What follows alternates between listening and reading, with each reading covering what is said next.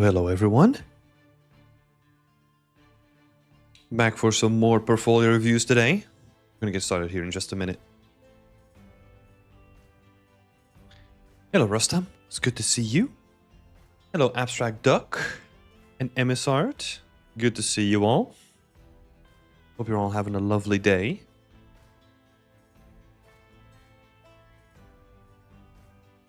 MSArt was just saying, I was just catching up on the previous Whip Wednesday. Yay, we got twice the amount of streams now. Shit.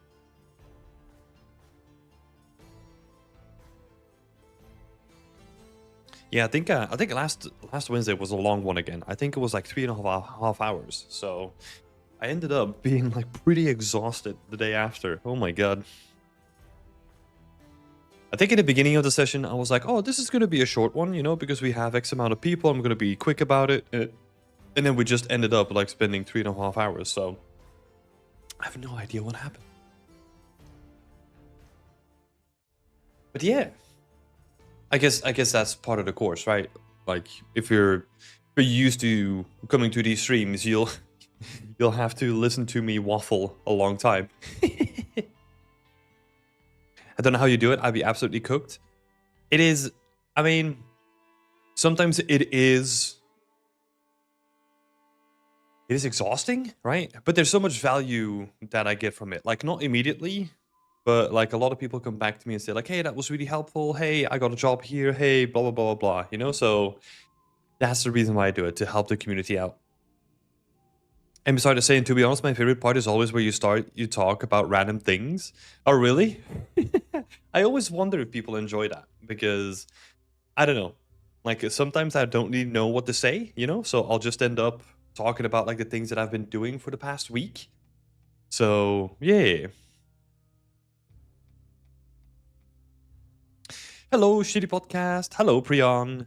Priyan is saying, hey, I want to make a Red Dead Redemption 2 level environment with that much optimization and detailing. How do I achieve it? Please guide me. I mean, that is a very broad question, right?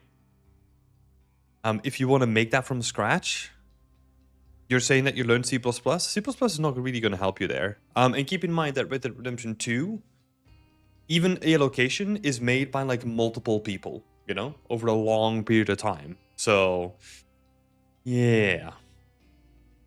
I think if I have no idea about your skill level, but start way smaller than what you're thinking currently. Way smaller. Do like a little diorama or something like that, you know?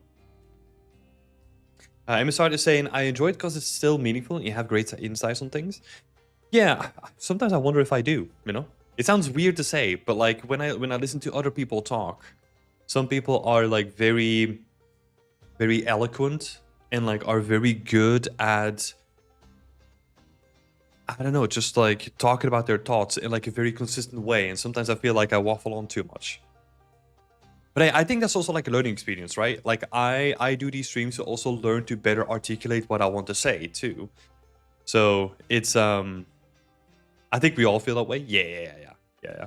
That's the thing, right? Like, so I'm putting myself out there in hopes that I get better over time, that I become like more articulate and more specific with the things that I want to say. Because also it's interesting. There's so many things that I do want to talk about, but I don't really feel like I found the words for it yet, or like the way to like put all the information together. So yeah, optimization is very engine dependent. Yeah, it is. Well, it's very scene dependent, very engine dependent, very camera dependent. You know, there's like so many things there. But yeah, I will say, Priyan, if you want like any sort of deeper advice, like there are like single session mentorships. Like if you want to do like a deep dive of what you want to make, like we have them available on the website. But honestly, like just doing this on the stream is probably not going to be like too helpful to be that broad, to be honest. Hello, Sheila. But if you have like, if anyone here has like any more specific questions, right? Like you want to ask anything about like environment art itself or working in the games industry, or yeah, anything that you might think of that I can help with, feel free to ask. I'll be honest, optimization killed most of my projects. Oh, interesting. Optimization killed most of my projects. I don't think...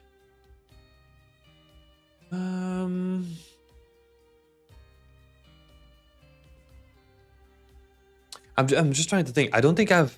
When I was doing personal work, when I was a student, right? I don't think I spent too much time on optimization. I spent most of my time on the art and then maybe doing some optimization on like a single prop or something like that to showcase that I can do it, you know? But yeah.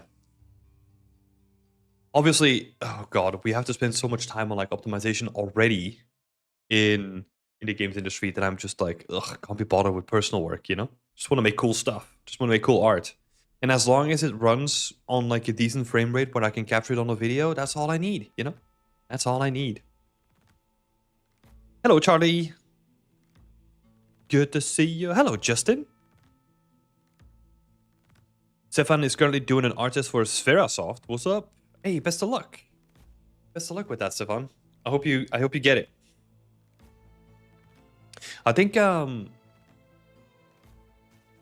me think. I think one of my former colleagues is now a lead at Spherasoft, I think. But I think Spherasoft is like a big company, right? So there's like probably multiple studios, so I don't know which company you're gonna go for. I really don't mind optimizing. I find it fun when it works. Yeah. It just depends on what the purpose is, right? Like I don't really mind the optimization or like debugging stage working on like an actual production environment, right? Because it's very tangible. Once you do like optimize like a whole bunch of assets, you can see that the game runs smoother and that everything becomes quicker and that there's probably more bandwidth to do other things with. Like it's very tactile in its feedback.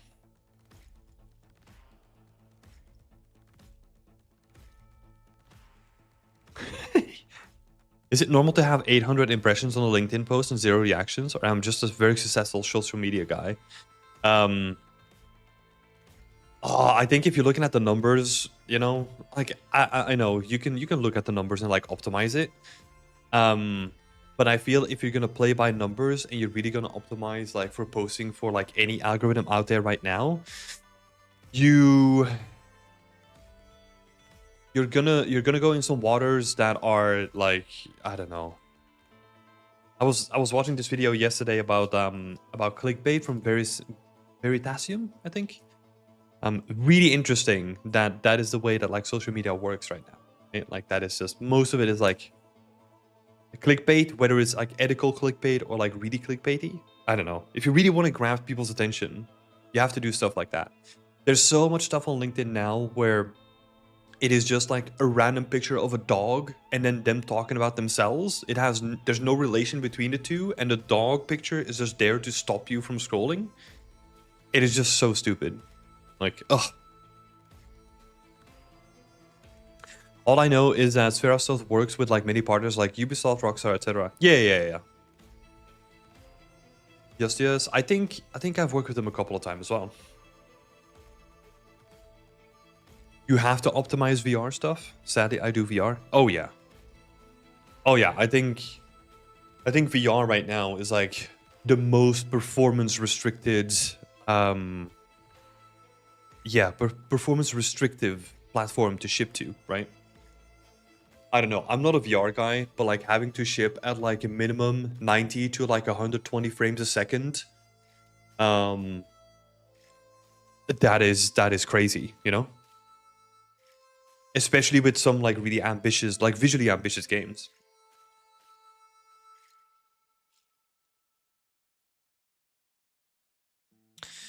LinkedIn likes are super random. A guy posting a barrel asset can get 1,000 likes, while you can get 10 likes on a top-notch environment. So here's the thing, right? Like that's always been the case. It's been the same thing on ArtStation as well, and it's the same thing on any platform out there. Your reach is just, there's so many factors, right? It's like when you post, how many people in your network, how many people actively engage with it, when they engage with it. There's so many different things. Like there's a thumbnail, there's like the little hook, you know, like the first sentence of your LinkedIn LinkedIn post needs to capture people's attention, because otherwise people are just going to scroll through, you know? So yeah, there's a lot of things that happen with it. That's also going back to ArtStation, for example. That's why I always recommend doing a separate post-processing pass on your thumbnails to capture a lot more attention than it otherwise would.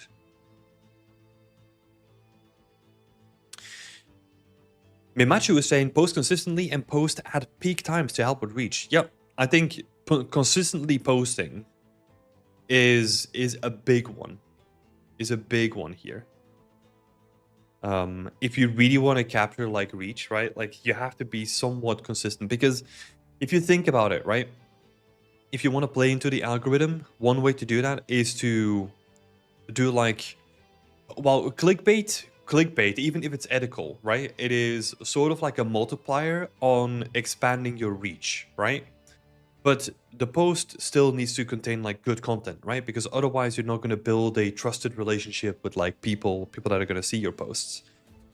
But if you do that consistently over time and you get better and better and better, that also means that your reach is going to continue to grow, right? But also at a certain point, like, what is the goal with it, right? Like, what is the goal of that consistency and the content of the posts? Because what happens a lot is that I see a lot of people like getting really good at posting consistently and really capturing people's attention. But then when they want to do a conversion, right? When they want to cash in on all those things that they said before. For example, a simple thing is, if someone is sharing like a lot of valuable resources online, and then at a certain point they're like, hey, look, I just started a mentorship, like please sign up here, right? That's one thing where like a lot of people that you captured before, they're not interested in the thing because now they're trained to see like free resources, so they're not gonna jump over to the paid high ticket resource, right? Sure, your reach is still gonna have an effect, but it's a different target audience, right? It's really interesting. I mean, I don't really think about it too much consciously anymore, because I don't really care. Maybe I should care more, especially with Beyond Extent, right? To expand our reach a little bit. But yeah. I think in our case, and this is something that I said before, and I've seen a couple people do it right now. If you post your work on LinkedIn, and if you participated in Whip Wednesday and like got feedback from me, tag me once it's done, and then I'll retweet or whatever, and I'll spread it the best way that I can too, right? Because that is the best relationship that we can have, right? It is, we help each other out both on the visual, but then also the artistic, right? Because not the artistic, but like the social media stuff too. Because if you participate in Whip Wednesday and then you showcase a growth in that work, and then I spread it around, that's like a mutual relationship there, right? And I think seeing things more in that way, where like you're helping other people out as they're doing their thing too, I think that's very successful.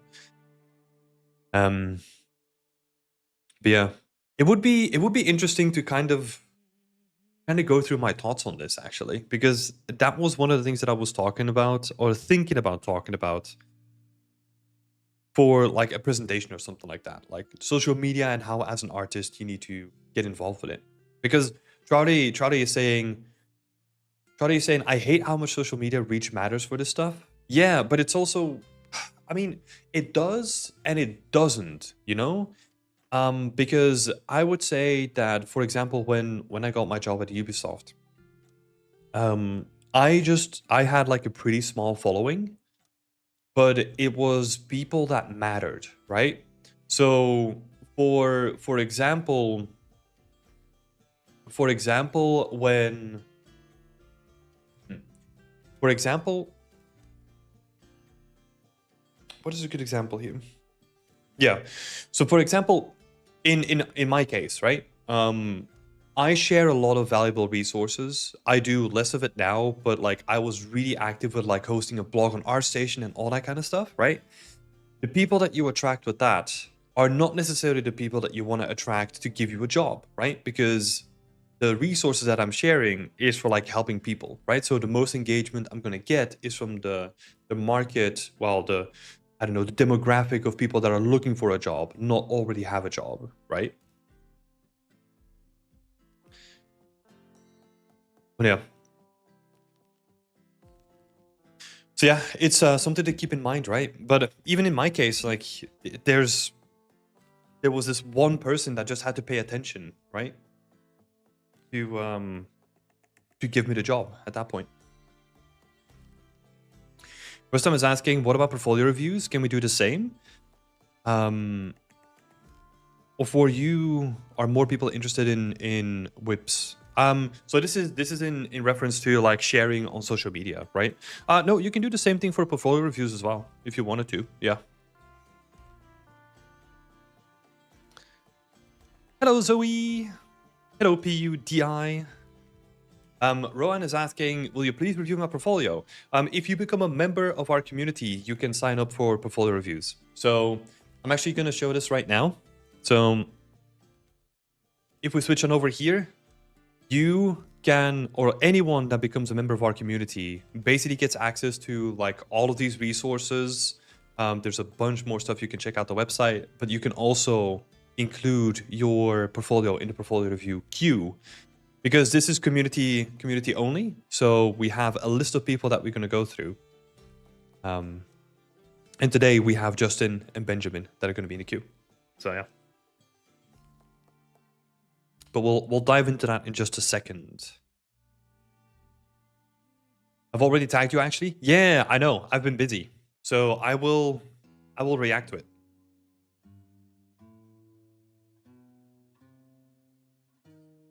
But thank you for doing so, Rustam. Appreciate it. I feel like showing faces at networking events and being present in communities helps. Yeah, there is the main limiting factor there is reach, right? Like, sure, you can build more meaningful relationships at like networking events, but you can reach out to like thousands, if not tens of thousands of people online, whereas like network events, you're gonna make meaningful connections with like maybe 10 people, let's say. Maybe. Right? But yeah, I would say being present in communities helps. I mean, that's something that we recommend too, right? Like being active in our community. You don't need to be active every day, but every now and again, just jump into voice chat, jump into general chat, like all those things, you know? And that has to do with, again, like consistency, right? But yeah, you have to kind of find where you think you belong, right? Because for some people, social media is a thing that comes naturally. For other people, Discord is something that comes naturally. It's just you have to find what you want to do, right?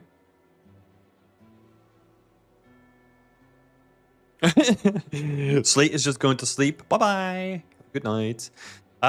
Let's see. Vara is asking, hey Timothy, I hope you're doing great, man. I went to your website and I found your mentorship program. Can you tell me a little bit about it? Yeah.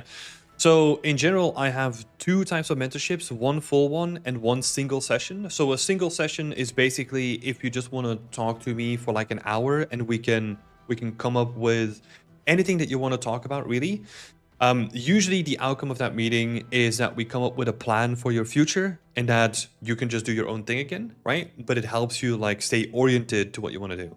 Whereas the full mentorship is more, hey, we are gonna, depending on if you come in with an actual environment or you want to start from scratch, we literally build that up from scratch.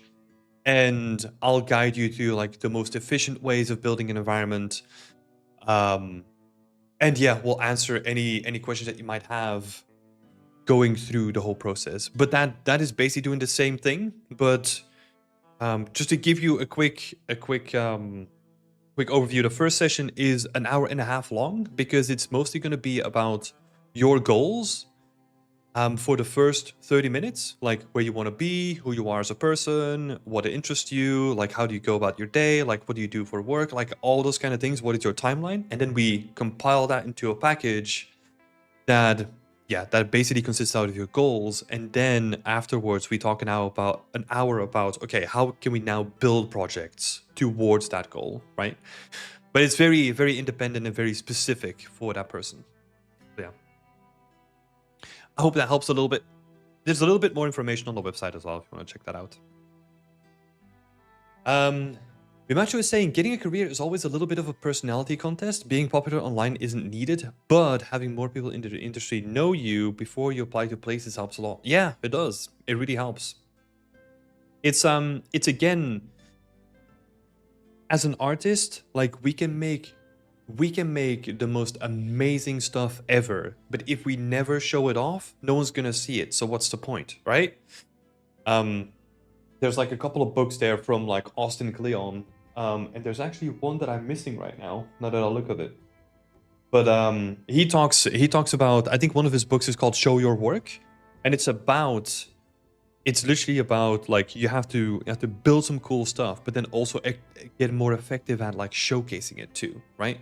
Because if you just like make cool shit but no one sees it, then that is gonna really impede on you getting a job, right? And that comes down to, for example, knowing where to showcase it, right? We are so used to showcasing our work on ArtStation, but there's also a bunch of people, and I see this often, right? When people apply to the team challenges, for example, there's a lot of people apply. Well, not a lot, but like there's a decent amount of people that apply with a Google Drive link to their portfolio. Why? Right? That is not a visible way of showcasing your work. And some of the work in there is actually pretty good, you know? And it's not under NDA, it's all personal work, so there's nothing there. It's just like, come on, like take the extra step, build an ArtStation account, you know, and share it publicly. Hello, Barack. Hello. Felix is coming in saying that regarding social media, high exposure does not always mean high quality. It is important to some point, or maybe it isn't at all, but you do those projects for you and not to impress others. Yeah. I think that's a very important point, right? Like art to me is to a large part like very, very egotistical, right? It's very for you. Like you want to showcase the thing that you want to make, right? And as soon as you start to twist that to make it for someone else, then you lose a little bit of that, right? That's also why I try to like put an emphasis on this. Even with portfolio reviews, we're gonna see it in a second, right? Most people goals are studios, but it's like how can you fit your vision more towards like what the studio is looking for without sacrificing your vision, right? Because if you just make like, I don't know, let's say you want to work for The Last of Us, like Naughty Dog, and then you just make like Last of Us fan art all the time, then it's like, okay, but what if we're working on a different IP now, right? Like, how do you fit into that one then as an artist? It's like,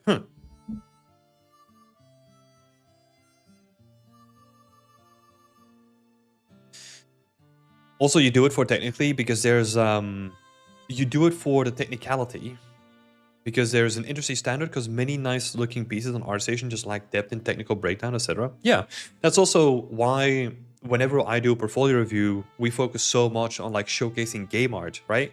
Because there's a lot of people who make like really compelling, interesting images, but they just don't have the breakdowns, right? Stefan is saying, sorry, my English wasn't there. Oh, don't worry, my English is never there either. Let's see, there were a couple of other questions as well. Thanks for being so active as well, people. I really appreciate it. But yeah, just the social media stuff matters, right? But it doesn't matter to like the same extent that we think it does, right? It just needs to work for you. Ashish is saying, for LinkedIn, I've seen that the image quality is pretty low. So if your image is brighter with good colors, it would work. Yeah, I mean, that's one of those things where like, if you want your thumbnail to stand out, that is one of those like quick things that you can do, right? Like to make it more vibrant and more catchy. But you have to be somewhat careful with it. If let's say you distort your thumbnail so that it's no longer relevant towards the post that you make, that's where it breaks, right? We don't want to turn, let's say, ArtStation or your portfolio into clickbait, because yeah, that's gonna leave you a sour taste in your mouth. Also, if you're just doing fan art for some studio, what if they don't want you and now you can't apply anywhere else? Yeah, exactly. I've always found that like a very risky proposition, right? Where people say like, hey, look, if you really want to work for that studio, you have to do what they do. Sure, to a certain degree, I could see that, right? And maybe specific companies are like, hey, look, we're the best of the best, so we're only gonna take people that do the best of the best stuff like we do, right? And that's fine. I just don't think that that's like really sustainable as like an artist working in this industry, especially now, right? Because if you look at it, like there's so many studios that are letting people go like all the time, that I would rather focus on you as like a more independently minded artist than you being a more single-minded fill in the blank with studio artist, you know?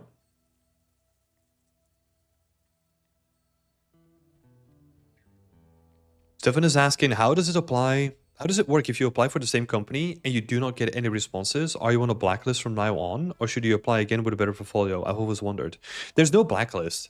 I mean, the people that keep referring to a blacklist is, I'll tell you what it is, right? It is word of mouth of you really disrespecting someone. That's when you get on a quote unquote blacklist. But there's no like shared list between studios.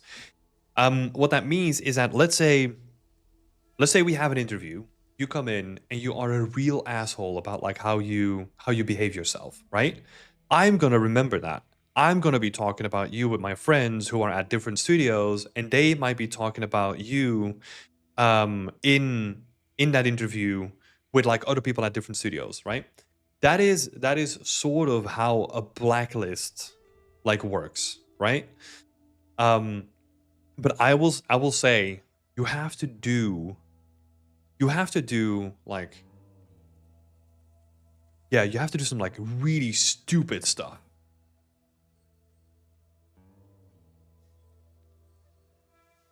That's more than obvious. I was strictly talking about the skill level. No, on that side, there's no skill level. There's no blacklist or whatever.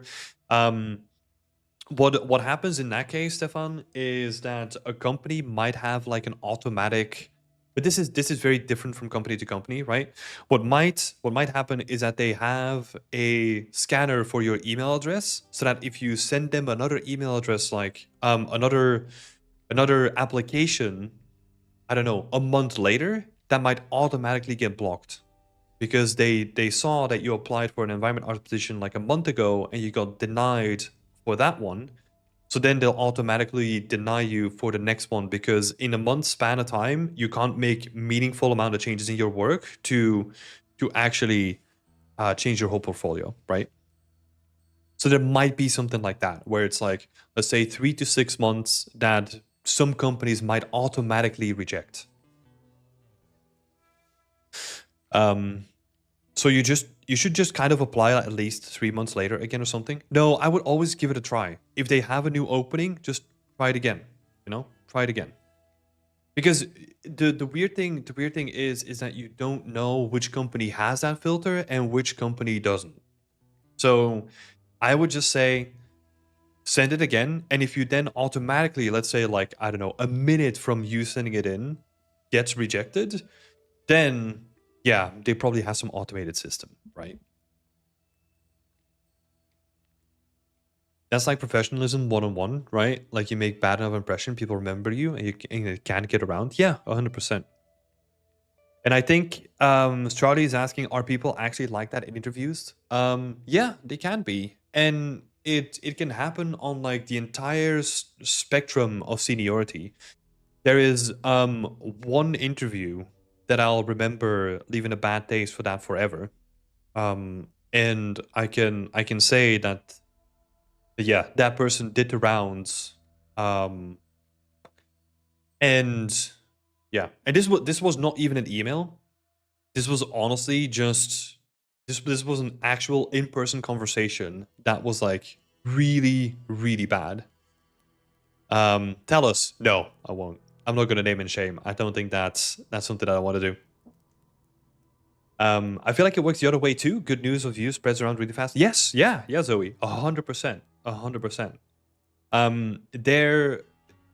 That's why people give you recommendations, right? I've gotten interviews, or like I've gotten recommendations or proposals for interviews just because people loved working with me on previous projects, and they're like, hey, look, we need like an environment artist. Can you like hop in, right? Um, I would say that is pretty much the bread and butter of a freelance artist, right? So yeah, that is pretty much how you make your money as a freelancer.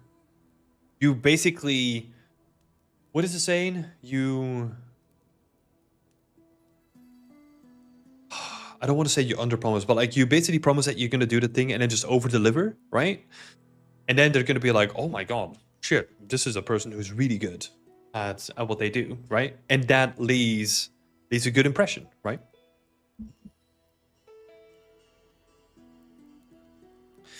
I'll start working on a project that requires me to create great environments, like a lot of them, but I've never actually focused on them, maybe once or twice, and I have no sense of timing.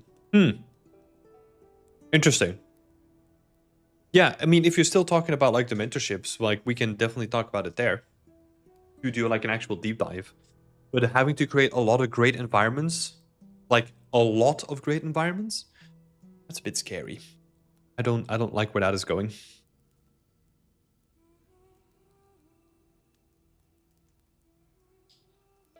Hello, Wacker the Maker. Good to see you. Glad to see you here live. PUDI is asking, should your portfolio focus on only the thing you want to make, or should it be versatile? For example, I can make sci-fi environments, stylized environment, and all that kind of stuff. So it's a good question, right? And it's basically a question: do I make what I want to make, or do I make what the industry wants me to make? Right? That's what it comes down to. I have always been a big fan of just showcasing what you do it really well, and jobs will find you, you know? Because I've always looked at the alternative as like not being feasible for me as an artist. Because for example, I don't really care that much about sci-fi, right?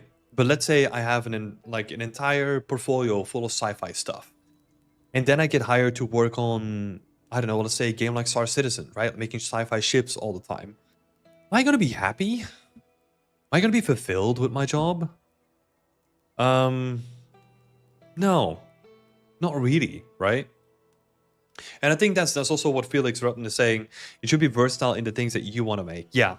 And it's also, even within styles, right? You can showcase all the techniques and skill sets that you need to get the job, right? Even if it's slightly like different style. Let me log out here. I don't want to have like pings the entire time. There we go. We're not going to be doing the pinging and harassing all the people in chat.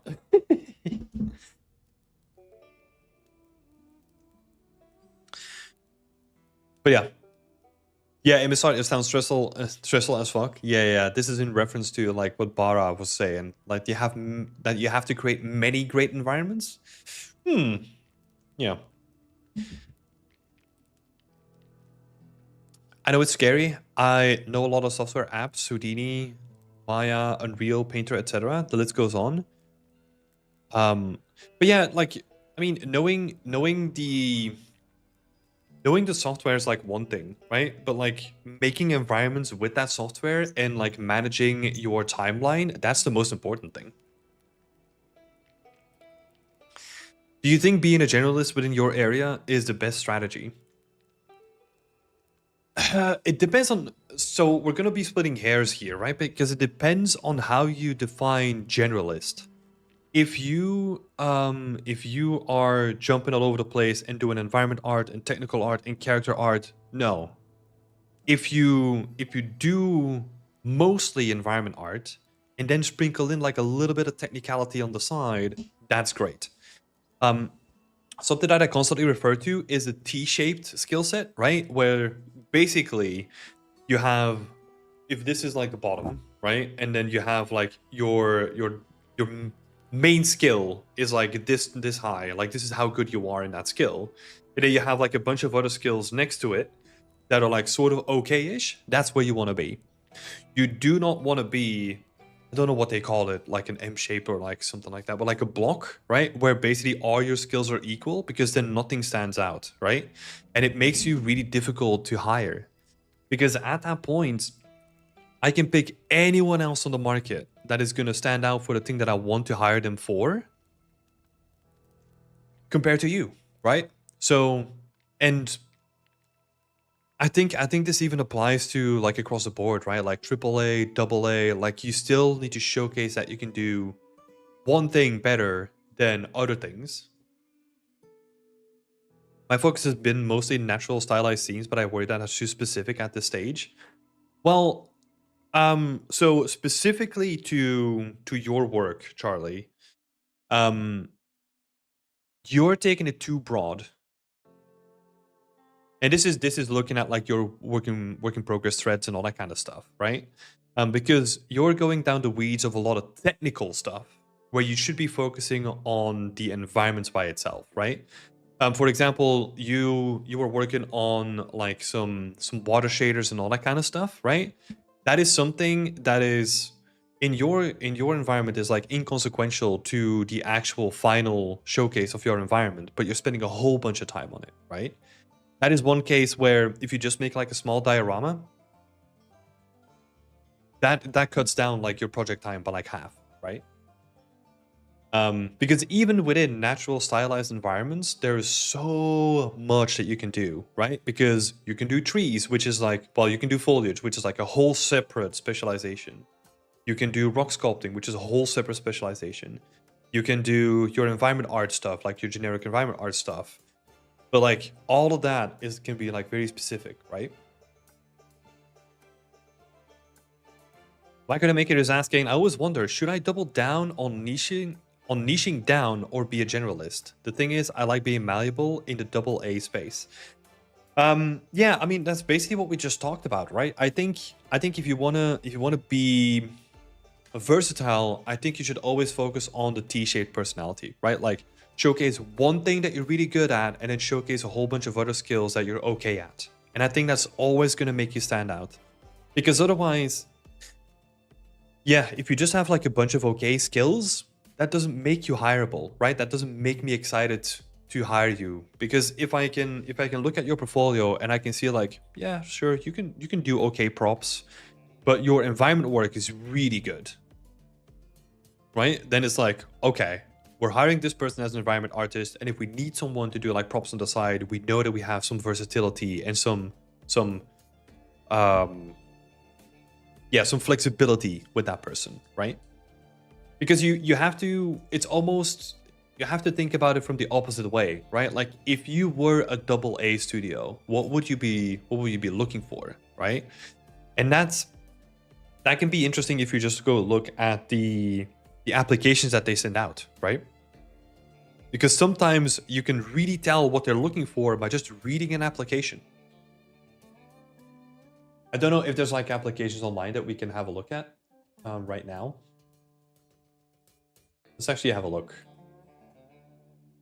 Let's do a little exercise, right? So if we find something on ArtStation, Playdead.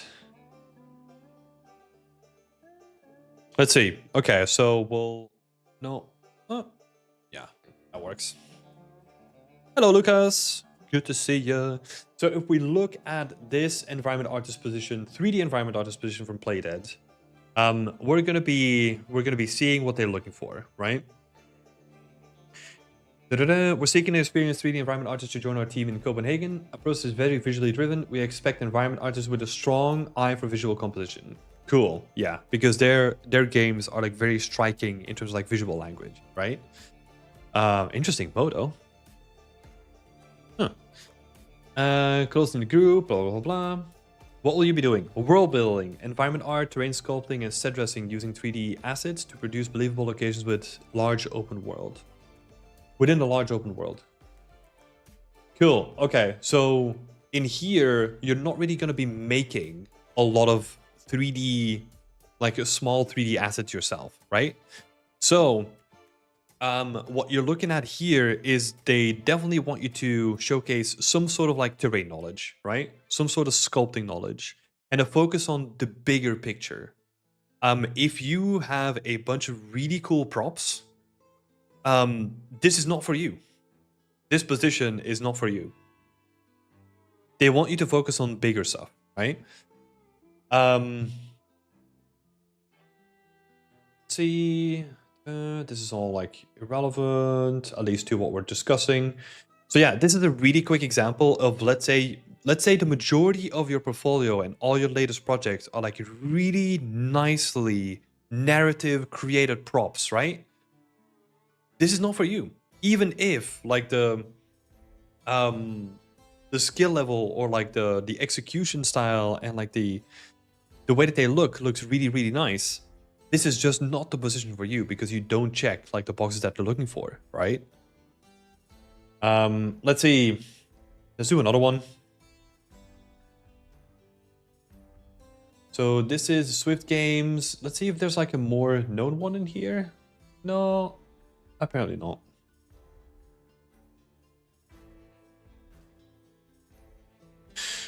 Yeah, but that's an example, right? I apply to Playdead like every year, but I never get an answer, not even a deny. Yeah, I mean, these days, like to the scale that they get applications, it is very difficult, right? Yeah. I would honestly, oh god, this is such a tricky topic, right? Because I don't think you should expect anything, really. Not even a deny. And especially no feedback. Even though like a lot of people say to ask for feedback, right? I think the chance that you're gonna actually get it is like really, really low. Just because sometimes it might be really tricky, right? Like sometimes you checked a couple of boxes, but they had someone else moved internally and then they just couldn't hire you, right? But they can't say that they hired someone internally. It's just like, Embark has an environmental position currently on their website. Let's have a look. Let's see if we can break that one down.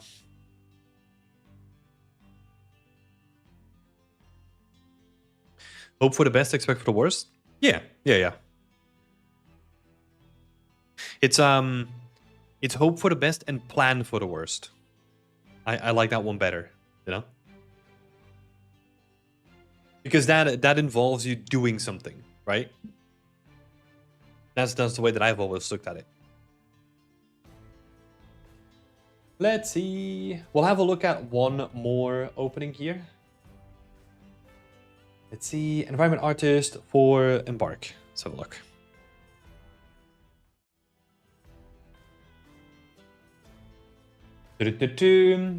Environment artist creates physical space where the players experience the game. The role is extremely versatile with a wide range of techniques and experiences required. Due to the versatility and cross-disciplinary nature, they need to work extremely close with other crafts and have great communication and collaboration skills.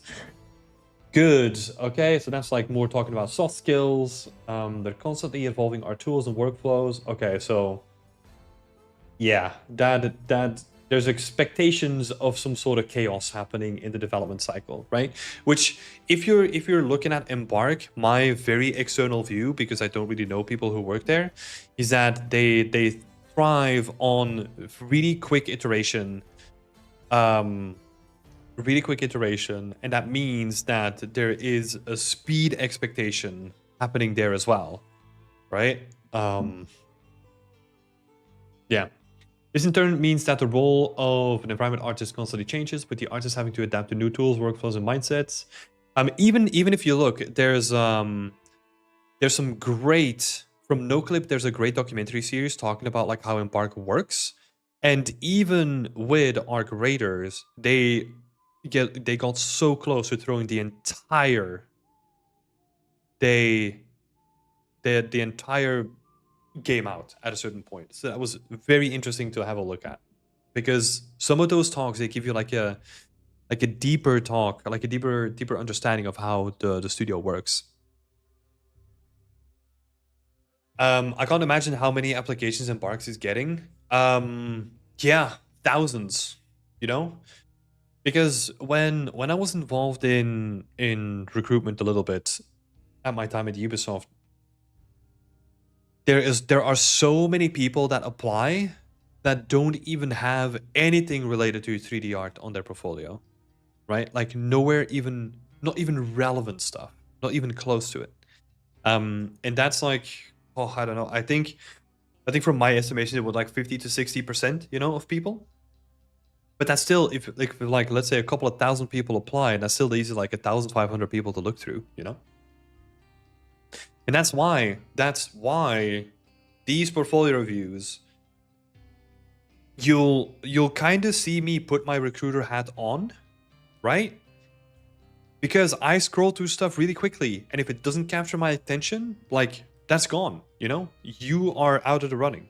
Like it's great. It's crazy. Like you have to be immediately capturing the people's attention. And if you have an old piece of work on your portfolio, if you have a thumbnail that kind of sucks, like those things can really, really matter.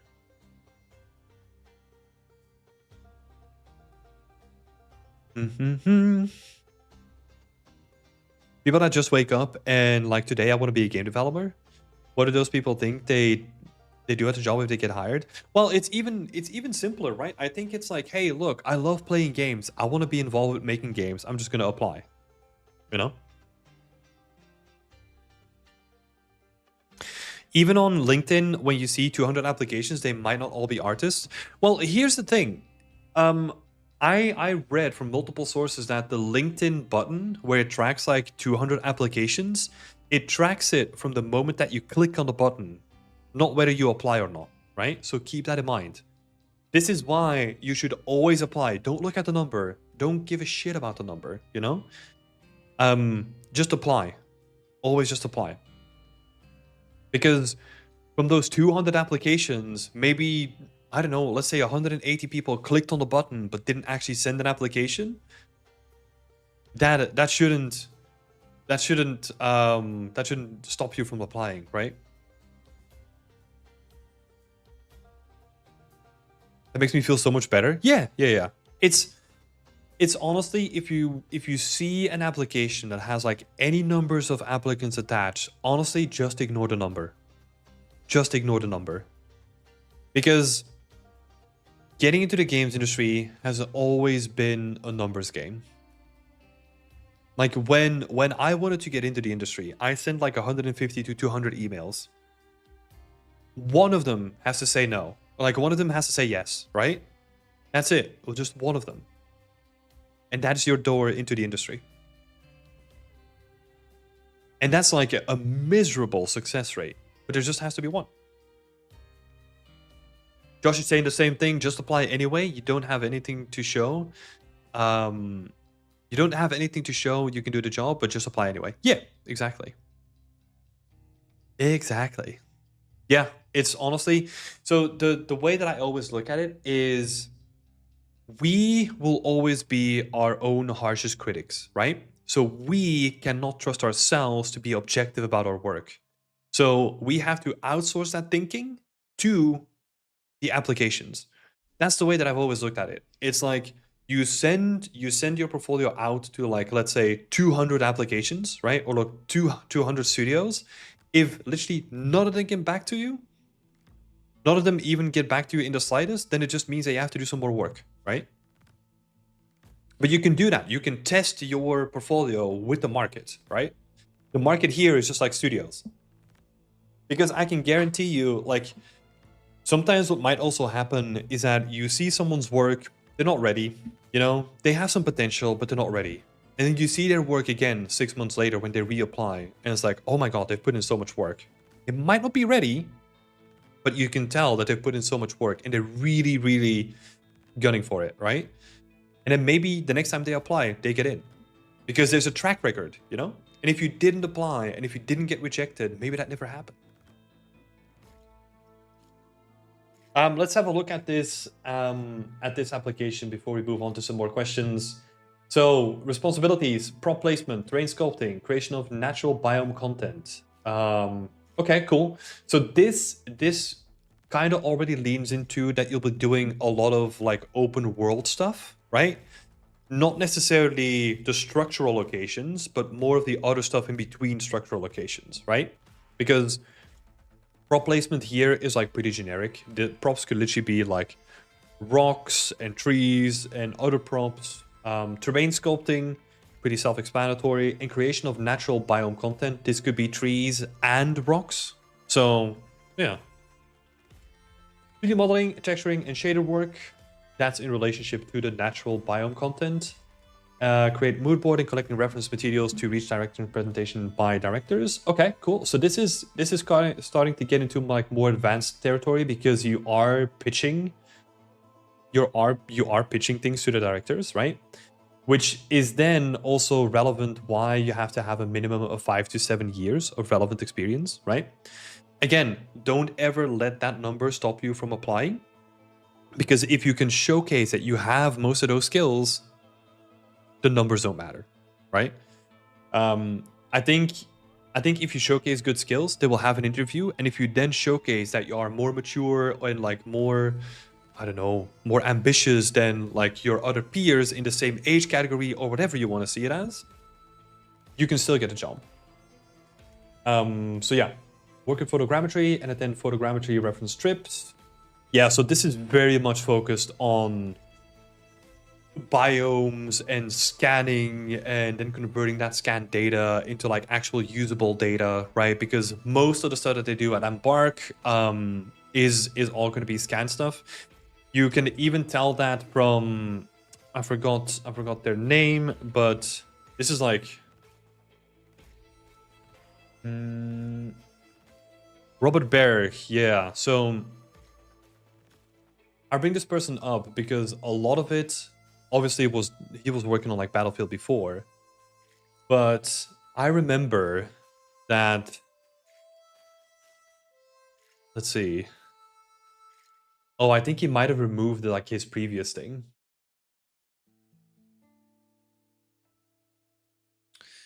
Yeah, because I remember these, and this is all just like scan-based environment stuff, right? And this is from like 7 years ago. This is before, I mean, they were talking about, what's the game called again? Jesus, Arc Raiders, right? So they were talking about Arc Raiders at this point, and they were developing it, and this was some of the tech that they were building probably at that point. So yeah, this is sort of like what you are expecting to do, right? So again, if you look at an opening like this, and you are sculpting a bunch of stuff, this is going to be less relevant for you, right? Because they want to specifically see that you can do photogrammetry, because that is where they get a large portion of their speed from, right? Because if you have to like sculpt everything by hand, let's say like God of War does, right? That's going to take so much time compared to going out on a reference strip and then converting all the scanned data and then getting it into like usable assets, right? It is still going to take a considerable amount of time, but not as much as like handcrafting every asset from scratch, right? So let's see, is there anything else here? Play the game, create plans, and work with and review content. So these three are not relevant to like any technical skills. This is just more like expectations, right? But these three like really highlight that even if you, again, if you have beautiful, nicely crafted, like handcrafted like weapons or something like that, right? This is not the job for you. This is not the job for you. Like they're gonna hire someone else to do it. And that's it. You need to almost try to reverse engineer what they're looking for and how your portfolio fits to that, right? Because sure, as a junior, I still say like just apply for everything, right? Because you never know. Like if something comes up and it's relevant somewhat, you can still just apply. But there are definitely going to be jobs that are going to be more applicable for what you want to do compared to other jobs. So yeah, something good to keep in mind.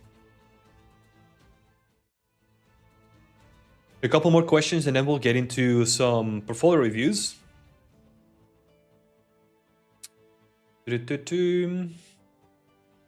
To be honest, I kind of did that before I was good and knew what I was doing. I was so desperate and applied to big companies. It's like a dream. Yeah, and I think you should still do that, right? Even for nothing else than just like testing the waters and seeing if it can lead to something, right? Rustam is saying, is outsource a good point of entry to game dev, or is it better to look at small or big studios? I wouldn't even make the separation. If you look at the current landscape of studios out there, there's gonna be a lot of code dev and outsource in there too. Because what we see now is that AAA studios are shrinking their teams to a core team and then outsourcing the rest, right? So yeah, I don't think there's gonna be a big difference at this point anymore. Because these days, outsource is like, well, there's to me, there's still like a difference between outsource, who are mostly just like, you know, like asset houses, like they're just like creating assets, because that's really easy to outsource because it's their own standalone thing and they don't really have dependencies on the rest of the game, right? That's pretty much the easy thing. Whereas codev is they're more ingrained into the process. And they have to get onboarded into using the engine and using the tools that the team is using.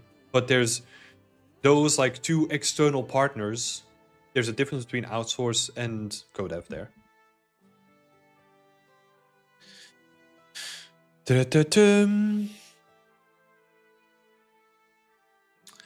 Yoi is oh wait, let's did I miss your question from before?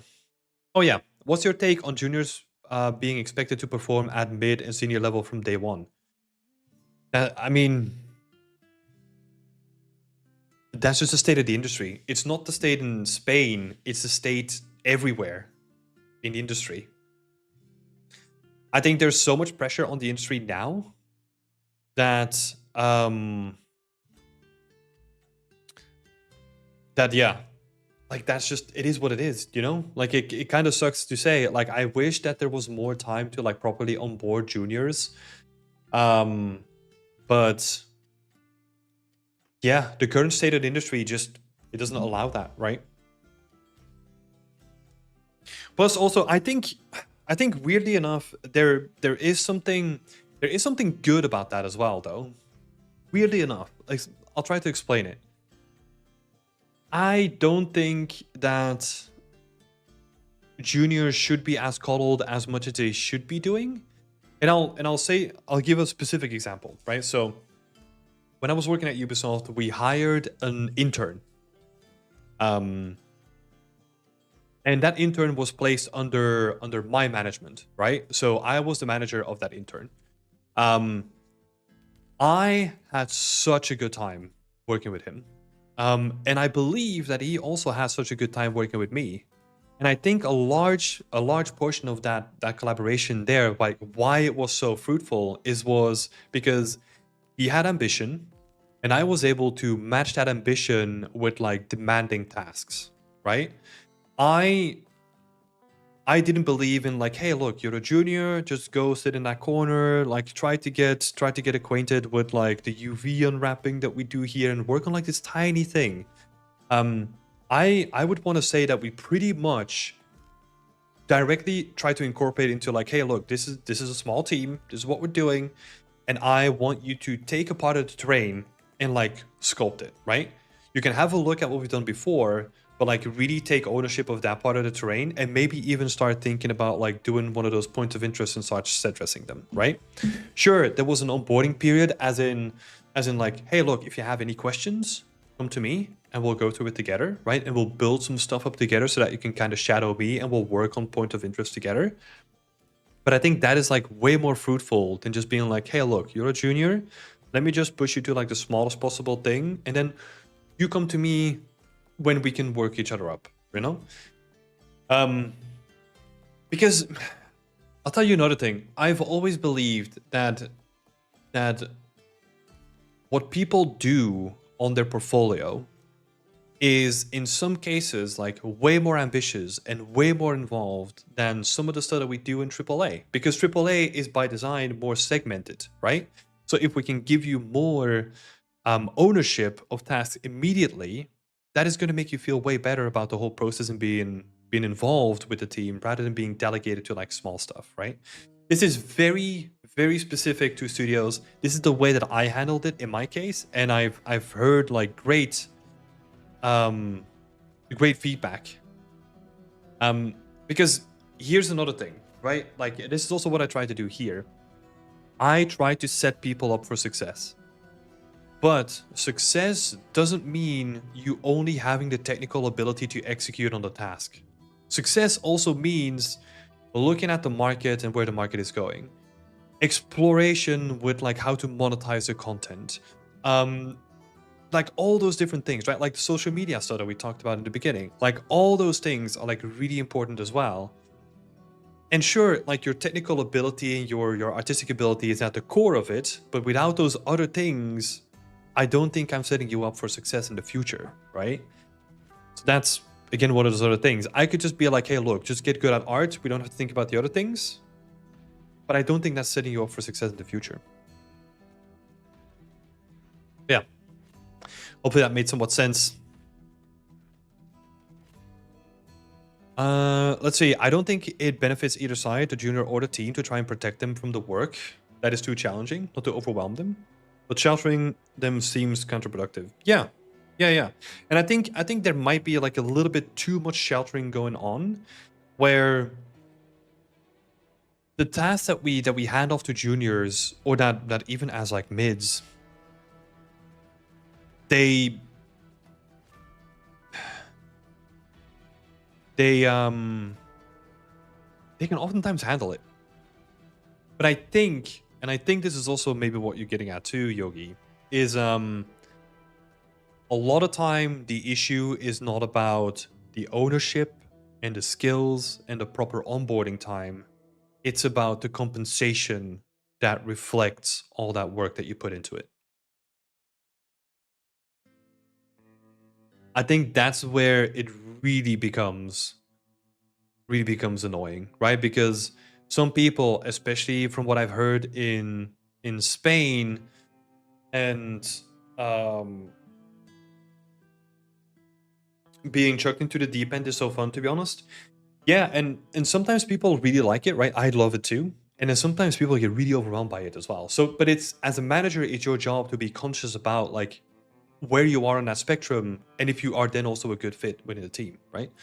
But yeah, like I was gonna say, I know that some of the compensation packages, especially in Spain and Italy, are just, what would I say, like under promising for like the work that you have to do for them, right? Compared to other countries out there. And I think that has a big impact in the emotional feeling and the emotional relationship that you have with the job, right? Because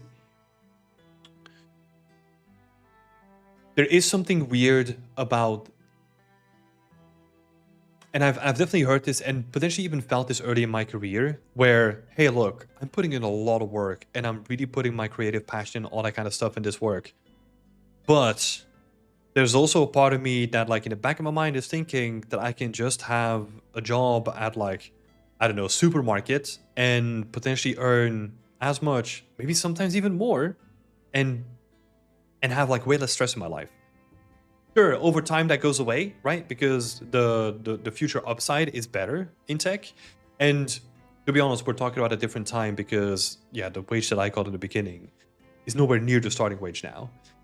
For good sake. But I've still heard some of those same comments too. Ben is saying, sorry for the double comment. Not sure if my previous comment got lost, but I think my portfolio is up to review, but it's got the wrong link. It doesn't look like it. It just sends me straight to your ArtStation, which is what I want, right? Because that's honestly where people are going to be looking. I feel like the same thing happens in India. We're expected to work late nights and still the composition does not match. Yeah. Yeah. And it's weird, right? Like I don't know what the long-term shifts are going to be, but there is a part in my mind that is still thinking we are moving so much of our development to places like India, the Philippines, and other places like that, right? Just because they are cheaper, right? But I think there's going to be a switch at some point where people in those countries are going to realize that, like, hey, look, what the fuck are we doing this for? You know, like we have like all these big brands and all that kind of stuff happening here now. Why are we working for like pennies? You know, I mean not pennies, but like comparatively to like your US peers, for example. You know. Yeah. Okay, a couple more questions. Let's see. Where did I end up with these questions? Generic Man is asking, is it worth being a 3D environment artist in 2026? Yes. With so many layoffs and studio shutdowns, paired with the difficulty of learning the craft, just seems overwhelming with all that's going on. I mean, I don't think... I think that's a very personal thing. Right? Yeah, Generic. I saw your question. We'll get to those questions. You don't have to spam it. But is it worth being? Yeah. I mean, here's the thing. Like, for me personally, it was never a choice. Like, I just chased my passion and what I was interested in, right? Studio layoffs, shutdowns, all that kind of stuff, that doesn't really affect you. I know it sounds weird to say, but like, if you're not at that studio, it doesn't really affect you because we see the shutdowns, but we don't see like the creation of like hundreds of new studios or like how thriving the indie scene is. It's yeah, you will soon have to have 3 streams a week, one for general chatting, one for portfolio stuff, and one for Poop Wednesday. Yeah, I do enjoy the casual chatting though, I really do. But yeah, I would say that it's everyone has to make that choice, right? I never even thought that was a question. Like, is it worth being a 3D game environment artist? And it's not because like I'm in my time it was easier. Sure, maybe now with the spreading of news and like how everyone's face is in it, it's yeah, it's more intimidating, but it doesn't really affect you, right? And this is the thing. I keep saying this every stream. If you are uncomfortable with change, right, in whatever shape or form, man, I will tell you, game art is not for you. Like making games, God, there's so much that changes all the time. Like pipelines, the people in it, the studios, the development cycles, what is trending, the audience. You know, there's so much change.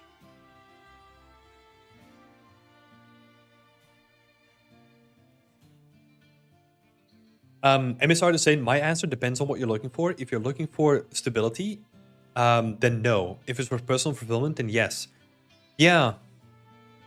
That's an interesting one, right? I think you can find stability in the space, just not with the studio. I think that's where I've gotten through yeah, through all my years of experience, right? I think to give some context, I'm a very independent-minded person. Sure, I've always worked for the big companies, right? But I was always working on Beyond Extent, right? And like building up like something on the side as well. Because that was always a thing where I was like, hey, look, even if this thing doesn't work out, I still have this other thing. And that was built just because I knew that the industry was going to be unstable, right? So I hope that people become more conscious of this over time, and that they find it in themselves to, like, I don't know, not only give their passion and their time to their job, but also to something else that is truly from them. PewDI is asking, I'm curious how juniors artist first day at the job looks like. Straight to task? I can imagine how nervous it would be. Oh no, your first day as a junior artist, like on the job, is 95% of it is just gonna be at documentation. Documentation, onboarding of IT security practices, doing a bunch of questionnaires and videos on security practices. Your first day is actually pretty boring. And you just get to meet like some people from the team, and then you just you just do onboarding. Your first day is actually pretty underwhelming, apart from that nervous anxiety, and it's like, oh my god, this is what I've been working on for the past couple of years, this is awesome, I'm finally here. But your actual day-to-day stuff on your first day is actually pretty boring.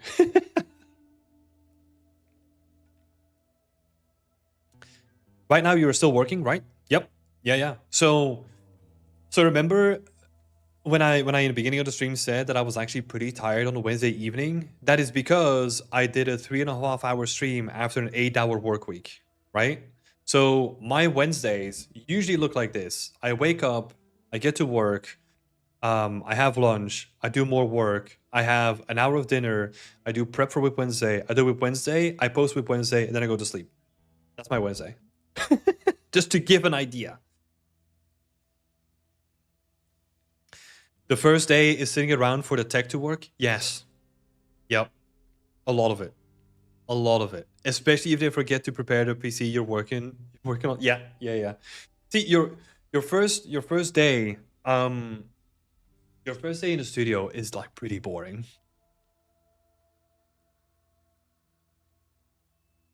Yeah, workaholic? Yeah, for sure.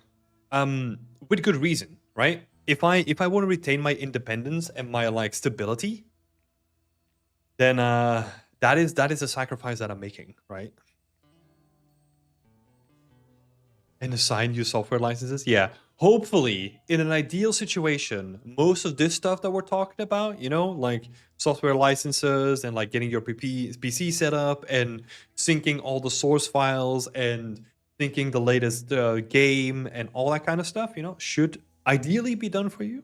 But yeah, the reality is usually different, It's usually different. I feel like the skill required with 3D environment artists and the composition never matches anywhere. Hey, thank you for the sub, Jamie. Appreciate it. Yeah, you're saying, I feel like the skill required for 3D environment artists and composition never matches anywhere. Environment artists are expected to learn it for 4 years and never get the same respect as programmers. Well, but here's the thing though, like a programmer can literally just get up and leave and go to the banking industry and make like 4 times as much. Right? So they have the same thing too. And I think that's where, like, if people talk about passion, right? That's really the passion that we talk about, because a lot of people in games choose to earn way less than they could otherwise would do with different branches. Sure, for artists it's a little bit different, right? Because artists still has to deal with the stigma of like, oh, you're an artist, you must be poor, kind of thing, right? That is still around somewhat. But yeah. The compensation conversation is a weird one. Because if there's always a part of me where I'm like, okay, but if money is a concern, right? And this is gonna sound so weird, but I'm gonna say it anyway. If money is a concern, you have so much more opportunity to make money than we ever have had. There's YouTube that you can monetize. There's Patreon. You can build your own website. You can run your own Discord server. You can do so much stuff, Even if you just want to, I don't know, make assets and sell them as asset packages, you have like multiple stores that you can sell them on. I think, sure, that shouldn't mean that like the compensation from companies should suck, but yeah, that has always been my thing, right? Because you can try to change the industry, but that's going to take a while. Where you can just be like, hey, look, I'm just going to search for my own opportunities and make my own change, right?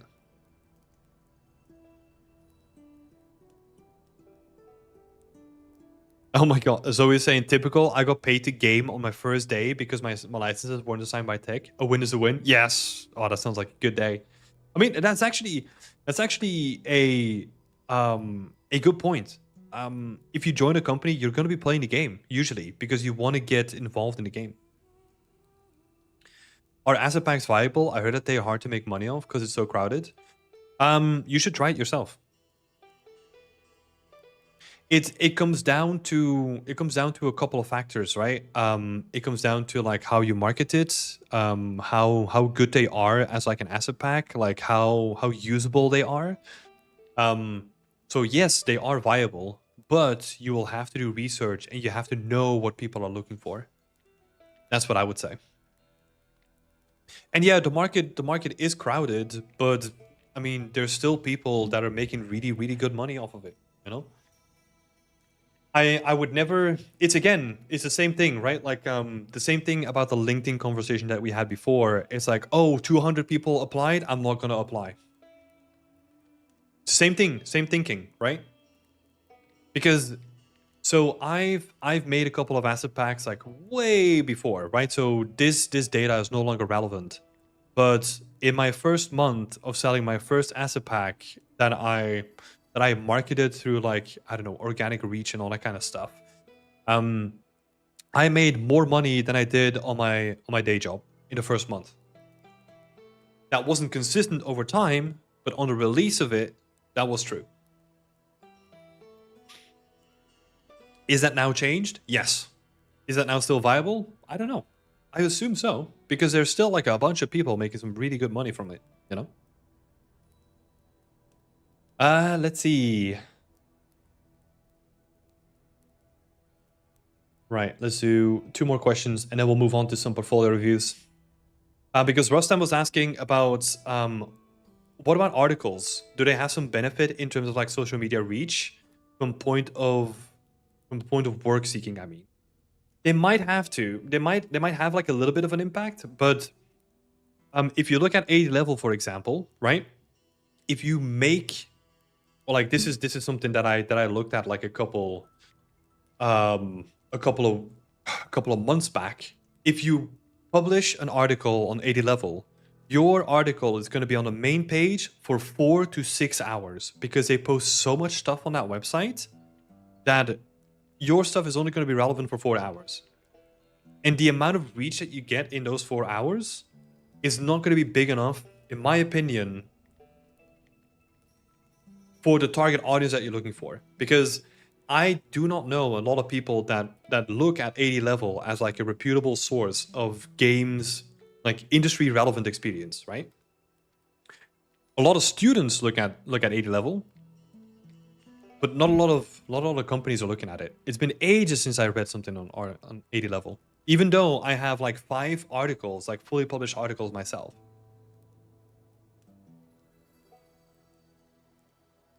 So yeah. I would always say, and this is the same thing for the asset pack as well, right? You should try it. You should try it. Because trying it is going to give you, this is the thing, like the only reason why I think that asset packs are still viable is because I tried it before and I saw the money come in on my account myself, right? And I was like, ooh, okay, if I really wanted to, if I wanted to become an asset pack creator, I could do that. But yeah. How's the queue looking? Whose portfolios are we looking at for review? Yes, we are going to be jumping into some reviews because otherwise we're going to be just chatting the entire time. So let me switch on over. So the queue for today is Justin Colombini and Benjamin Gregson. Those are the 2 people that we're going to be looking at. And then we have a decent amount of people in the back catalog, which I removed like a couple of people here because there was some duplicates. But yeah, wasn't that a chatting stream? Yeah, it kind of was, right? Like how long was that already? Like an hour and a half? Jesus. It is filling up nicely. Yeah, it is. Cool, but just a quick introduction here. There's 4 categories that I usually look at. So there's The artist, so who you are behind the work, your presentation, your art, so your artistic skills, and your technique, right? So those are like the 4 categories that we look at, but I'll explain more as we go along. Talks with Tim.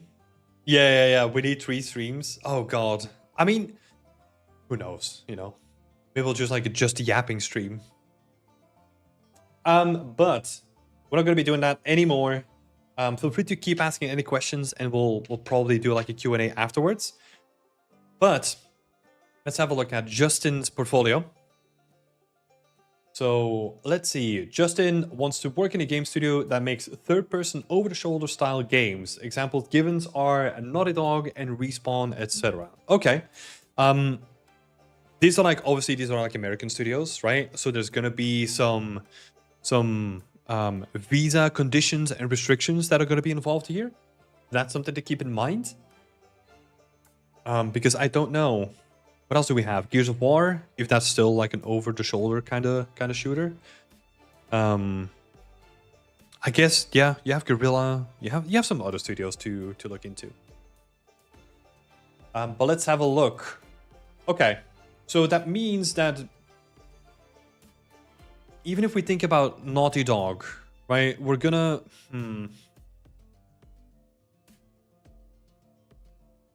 Right. So what that means, in my opinion, is that we should go for environments that look really nicely up close, right? Because you can shove the camera quite close to it, and they're usually like more story driven, right? I'm gonna exclude like Apex Legends from this, but yeah, something like Naughty Dog has like different implications than like, for example, than Respawn, for example. So that's something to keep in mind. It is like, it's giving us a good frame to work in terms of like the textural detail that you want to go for, right? And like the actual detail in the environment. But it's not giving us too much to go from when it comes to the actual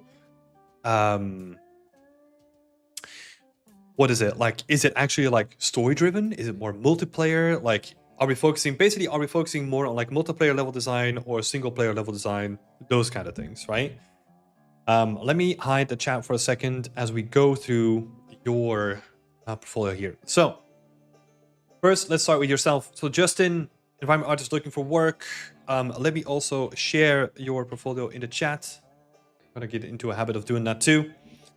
A graduate environment artist trained at Escape Studios in London, specializing in modular environments for real-time production-driven projects.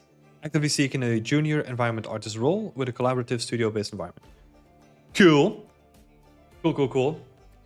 It's okay. It's good, right? It reads like a little bit dry, maybe. Like, I'm not really getting a sense of.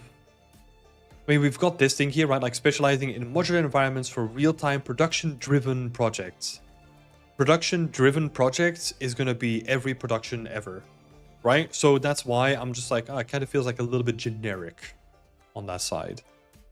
So I would maybe focus a little bit more on like what you bring to the table rather than what you want to do it for, right? Cool. Let's have a look. Let's have a look at the About page. Got a resume. Let me quickly see if it's all good.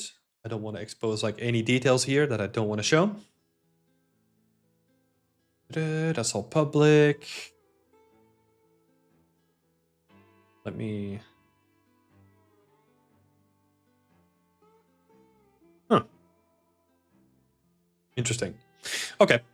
Switch back over. Right, cool. So junior environment artist in London, right to work in the UK. Interesting. Yeah, I know why that is on here. Yeah, interesting. There's nothing bad with it, right? It's more just like, because I know that I assume that you're from the UK. I guess it's good to have it on here. Anyway, and then we have the portfolio, which leads to like your album. It might be nice to, instead of having these like really disgusting links up here, to just do like a highlight of your LinkedIn and then just make that clickable instead. Make that like an embedded link. But yeah. Instagram link doesn't work, Justin is saying PUDI. Let's have a look. Let's verify. Yeah. So that's broken. That can be cleared up as well. Thanks you, UDI. But let's see. So a junior environment artist specializing in game-ready modular environments, foliage, and hero assets for Unreal Engine with a strong focus on real-time optimization and collaborative production pipelines. Cool. Okay. The important thing here is we have to compare what you say here to what you actually say or what you actually do in your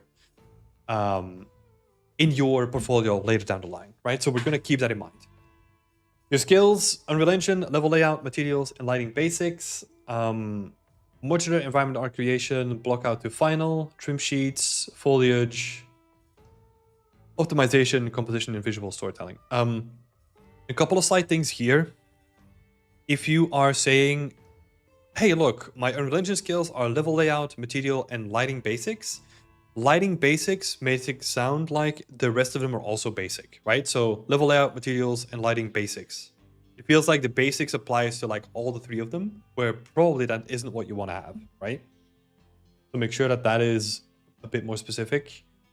Modular environment art creation, block out to final, trim sheets, tiling textures, and PBR workflows. Foliage, terrain sculpting, and set dressing. Optimization, cool. This reads, yeah, because you got like foliage, terrain sculpting, and set dressing, right? The way that positions usually work in the games industry is that you'll be super specialized, right? As we talked about before. So usually foliage is going to be a special categorization. Terrain sculpting might even be like a biome thing, right? So that might be relevant to each other.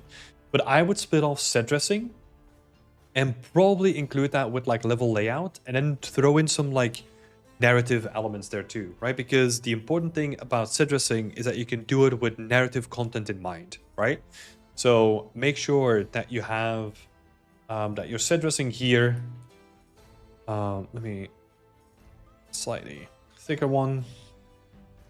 Make sure that your set dressing here and your level layout here is kind of linked to, or even here, like your visual storytelling, right? Like combine those three together because those are going to be important, unless if you're going to split out level layout to keep like the player in mind, right? So that's more leaning into like level design rather than level art.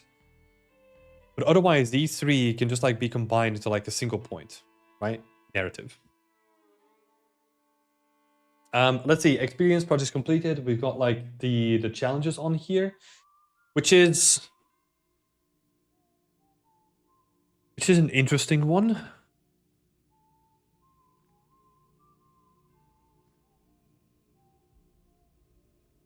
Because in terms, I don't mind them being on here, right? But I find it weird that we start out with those compared to your education, which this is probably like more interesting immediately than like all the projects, right? So I would probably switch those two things out. So we start with your education and then your experiences afterwards. Or maybe, I don't know, skills and education can be on the top, right? And then we start with your experience or something. So let's see, create a following from references, meeting agreed project benchmarks via collaborative planning in Miro, sculpted terrain using Unreal Engine landscape and handling foliage set dressing, ensuring strong composition and visual narrative through close coordination on prop placement and levels. Okay. Cool. And then this is some stuff that I'm very familiar with. Just skipping through it. Yeah. Cool. Education doesn't seem to be as important for talent acquisition from what I've read upon when CV layout. Yeah, I know that in general it's not as important, right? Because in general, like recruiters and talent acquisition don't really care about it too much. So I can see the point there.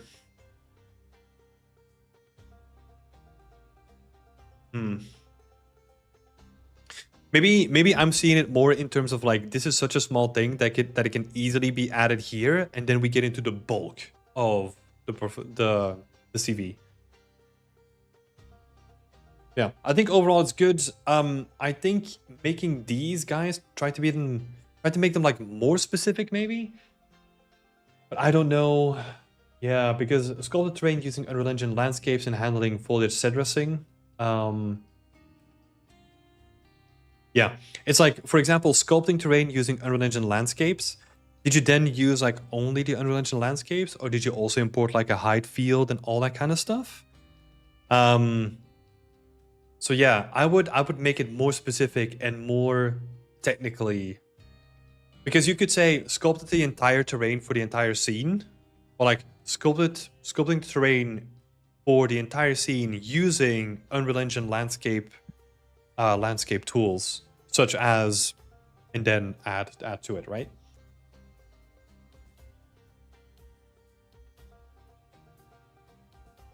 Because the same thing here, like ensuring strong composition. How did you do that, right? Like how did you ensure a strong composition?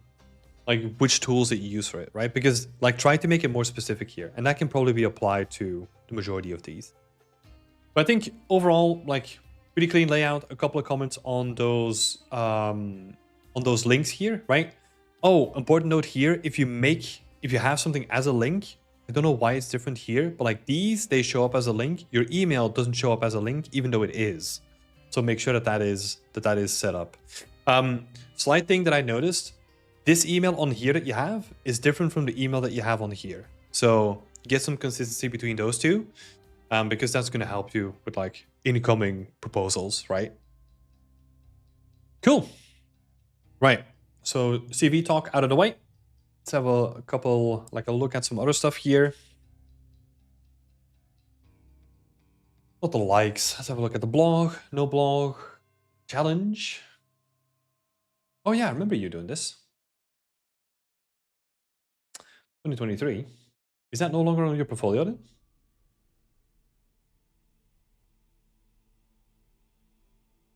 Oh, it is. Oh, interesting. But you don't want it to be included. Huh. Interesting. Okay.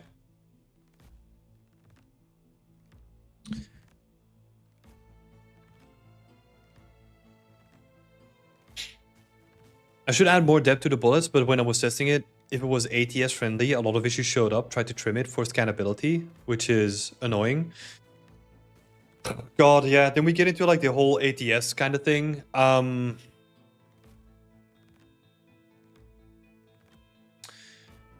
can't really speak about that too much, honestly. Because I think these days, like AI is used, right? We're no longer using like these outdated techniques. So I think what it comes down to is you want to be more specific with the keywords that you use in your CV. That's the way that I would look at it. There's a search. This is now old, but like there's a search. There's a term called in like websites like SEO, like SEO optimization, which means like search engine optimization. I think you honestly just need to apply the same sort of principles and add keywords in your CV that are more likely to get you like into certain positions, right?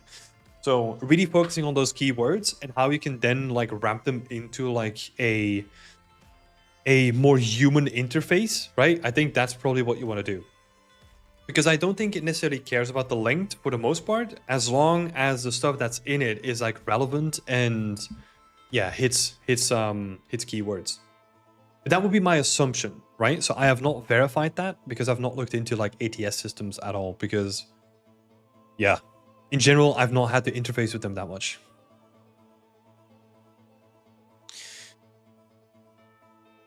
Okay, let's continue on. So second thing. So we're gonna go to portfolio because that's what you sent me.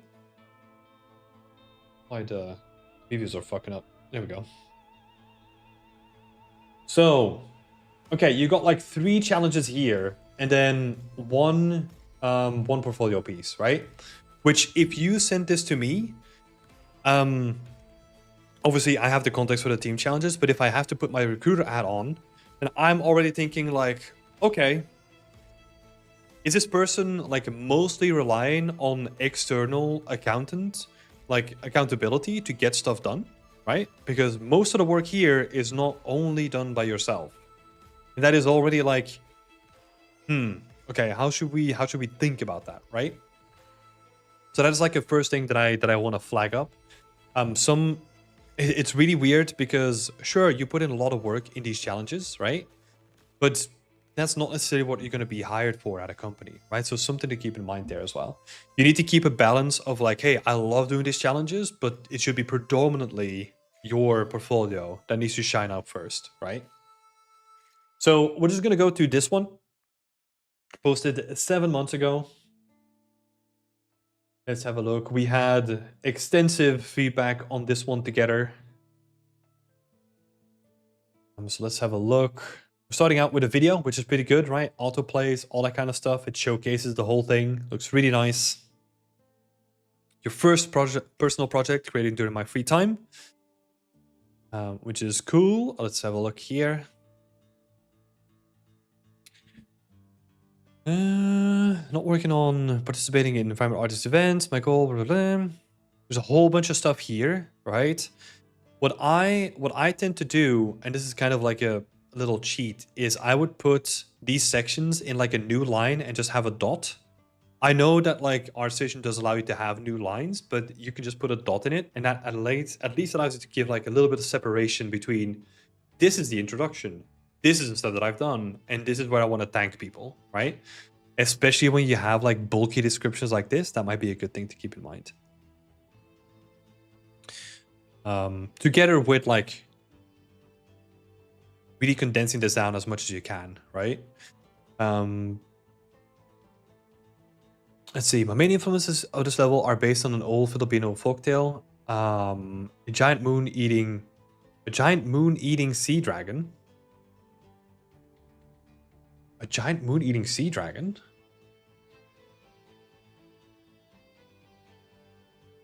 Okay. I'm just wondering where I should be seeing that, you know? I mean, that sounded so direct, but like, I'm like, okay, I'm looking for elements that I can see here that like make it immediately clear.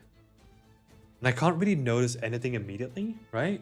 But that's also because I don't really know like about like this Filipino folktale, right? Like the context there is missing. But yeah. You missed the last sentence? Oh yeah, of course I did. Let's see. So a giant moon-eating sea dragon. The only way to drive off the dragon was from eating the last moon is through sound. Whether it's through loud clatters of noise to scare it off, or play music to put it to sleep. Yeah. So Quentin is saying it's about the sound made from the bell, I suppose. Yeah, that's right. But then I'm imagining to see like more dragon elements in the whole thing, right? Because sure, maybe are those like little... Are those even dragons up here? It's kind of hard to tell.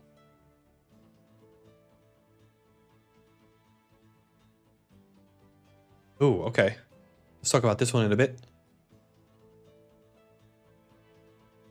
Yeah, it was just like your explanation and my expectation of the scene, they don't match up, right? So that's something to keep in mind. Cool, let's have a look at some of the other things here. So we've got like the opening video, which is good. We've got like these screenshots. For some reason, they are like really grainy, right? And I don't know, maybe that's because the scene was like pretty intense and it was like pretty hard to get like high resolution screenshots of this, but I'm getting like this very grainy feel.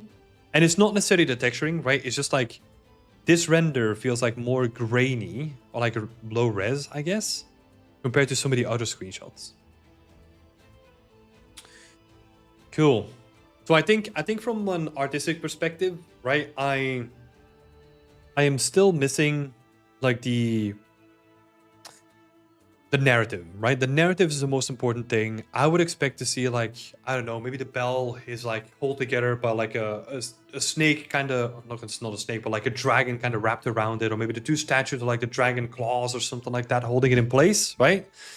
Something like that to immediately link the visuals of the dragon to the bell that's being run, right? Something like that. I think your original lighting is actually really, really good. I'd like. It's interesting. I like this one more because it has a little bit more complexity in the colors than this one does. This is more like your stereotypical like blue and orange, where this feels like it's kind of bleeding more together and it feels more natural, right? But let's see. Some of these scenes are still somewhat hard to read, right? Just because there's so much intensity going on and it's very hard to like know where we need to focus, just because there's so many shapes from the same sort of proportions that are still asking for your attention, right? So that would be something to take into account for your next scene and really play around with, let's say, okay, for example, if we want the player to go here, right? You have some detailed stuff here, which is cool, but then have like something bulkier here, like a big rock or something like that. That is then going to add like rest here and then noise here, right? Because without that contrast, it's hard to really know where you want us to go, right? So that is still like an issue with the scene. I think from this point on, it actually becomes okay-ish. I like the way that you're like, especially certain areas like this, where you have your bigger shape and then your smaller shape with the pebbles. I think that works really, really well. I would then be like really specific with where you use those shapes and like even push them more towards like the sides, right? Like these pebbles here, for example, again, have them only on the side and then remove them from here. Because it's again that rest versus detail kind of thing, right? Cool. And then you got your nighttime keyframe, and then you've got your daytime keyframe, which is I'm just not a fan of like this lighting. I think it's like way too uniform. There's no color contrast going on, right? So for example, what you usually have is, imagine that like a bright light comes into this cave and then gets bounced around by like these dark, let's say grayish, bluish kind of tinted surfaces, right? That's almost the way that I would expect the bounce light to look. It would be more bluish, more cold rather than warm, right? Because everything here leans towards like the warm spectrum. Your black and white. Yeah, this is interesting. From a value perspective, I would even put like more emphasis on the center than it does now. It feels like a little bit too subtle and could use like a little bit more contrast. Let's keep on going. You got your modular kit here, which is cool. Cool to see. Oh, these pebbles, they're so versatile. I think that's really cool. Yeah, look at this stuff. This is awesome. Like in terms of stones and like an entire kit, this is a really good kit, you know, that you made. I really like how this looks. I really like from a level artist perspective, right? Where if I got given this, I can make a fucking sick ass cave, you know? Like this is giving me like a good amount of complexity to work with. That is awesome. And then your profs and assets sculpted in ZBrush. I do like this presentation. You know, the only thing that I don't really like is that you have like a really, really strong vignette where we even see like the banding going on. That's more like a smaller thing. But then that the assets are not like completely in frame. It feels like we need to squish everything in just a little bit more. Then it would be really cool. Let's get some game art stuff here. This is awesome. It's almost a shame that like you've done such a great job. You've done such a great job of like sculpting all those like really intricate pieces. And they look really, really nice, you know? It's almost a shame that they don't really come to fruition in like the final scene. That they can almost get covered up by like the textual detail, right?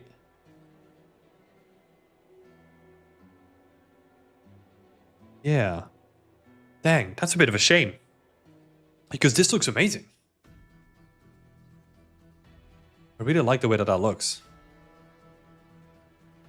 I'm not too sure what these like rounded things are doing. Are those like little, I don't know, little rows of, I don't know, diamonds or something? I don't know. But anyway, the rest of it looks really nice though. I really like the sculpt, the way that you approached it. Let's see. That's a cool little breakdown. Couple of more sculpts, which look really, really nice. With some of these, it is starting to become like a little bit more noticeable that like this could have used like a bit more sculpting time, you know, because it just feels like, I don't know, like a trim dynamic brush or something like that, right? But it feels almost a bit too generic. Same thing for some of these stones. Now we see the sculpt, like it feels too much. It retains too much of its original silhouette that it just feels like we've just projected some like brushes on top of them, you know? I'm sure you've done like way more work than I'm making it sound like, right? But that's sort of the feeling that I'm getting, is that it's almost like, okay, we're just gonna get a cool shape going, and then I'm gonna drag like a couple of brushes on top of it, and then not do like any additional sculpting after that. Which is a little bit of a shame. Because a lot of these rocks, like they feel really nice and organic, then they just lack that like little bit of extra attention to them, you know?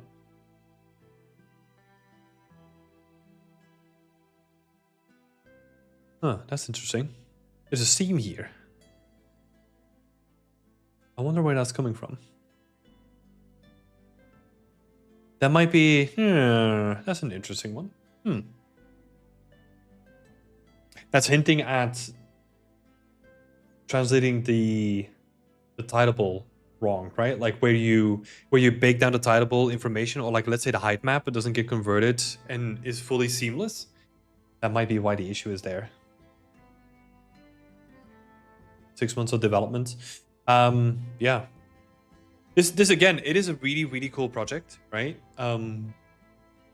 We've looked at it together. A lot of iteration going on here.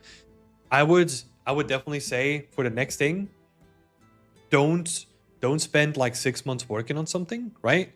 Like make something that is story driven and is probably using like an existing concept, because making your own stuff is cool, right? But it takes so much time. So I would say for your next thing, pick a concept and then execute on that concept, because that's going to really speed up the time spent on your project. Let's quickly have a look through some other stuff here. I've seen most of this, right? Because this is our stuff that we organize. So these are the team challenges. Words of wisdom currently in that limbo. Oh yeah. Oh yeah.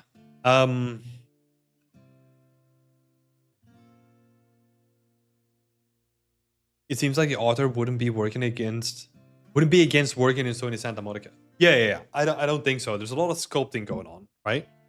But yeah, words of wisdom, MSR is just like, yeah, I have to repeat it like so many times, right? It's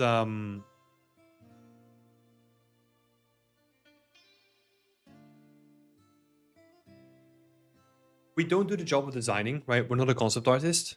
So we just want to spend most of our time on executing things. Balancing out my day job with my work from home is tricky sometimes. Want to put more time in, but I gotta keep a roof on my head. Oh yeah. Yeah, we all have to make it work, right? We all have to make it work. But that's actually again why I'm saying use a concept, because then you can focus way more of your time on just executing on that concept. And because the thing here is, if we really want to condense the amount of time that you're going to be working on each project, right? And get you into the games industry quicker, we need to be more efficient with the time that you do have, right? That's why just using a concept and just being like, hey, look, I'm just going to focus on this thing and focus on the execution. And I'm going to let the thinking, I'm going to let that be done by someone else, right?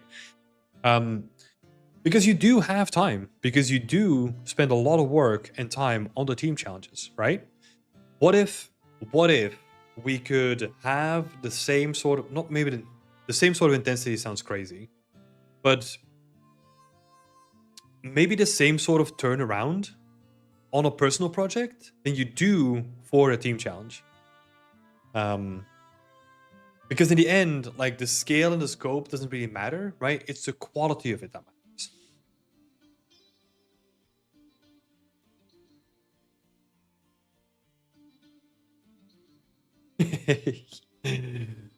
I'm just laughing with like all the design elements under here. It's a personal pet peeve. I get so specific with these things are used. Yeah, maybe we need to set up some templates for that. Let's see. Another tip that I'll give you here is only showcase what you want to showcase, right? These trees, they look okay in the scene, right? But if you then want to separate them out, I think that's a showcase of that more work needs to be done. Obviously, big caveat here, this is 5 fucking weeks, right? So stuff is going to get rushed, stuff is going to be purposely built for the scene, and that's good, right? But in terms of showcasing on your portfolio, I would keep it to the highest quality and the stuff that you really spend a lot of time into. For example, we started out really strong, right? At this stuff, looking really, really cool. I would potentially spend a bit more time showcasing these elements, and then some of the other stuff you've done, kind of just leave it for the scene, right? Because again, the only thing that's going to matter at the end of the day is how high quality they are. I think the terrain itself with like the integration of the rocks is quite decent, but then the trees on top of it kind of pull everything down, right? So be very, very conscious in the way that you present your work and only show the best stuff. And something that means making a choice between, hey, I've done all this work, but if I really want to show this, it needs to be either spend more time refining it or don't show it, right? That would be the choice that I would give to you in this case.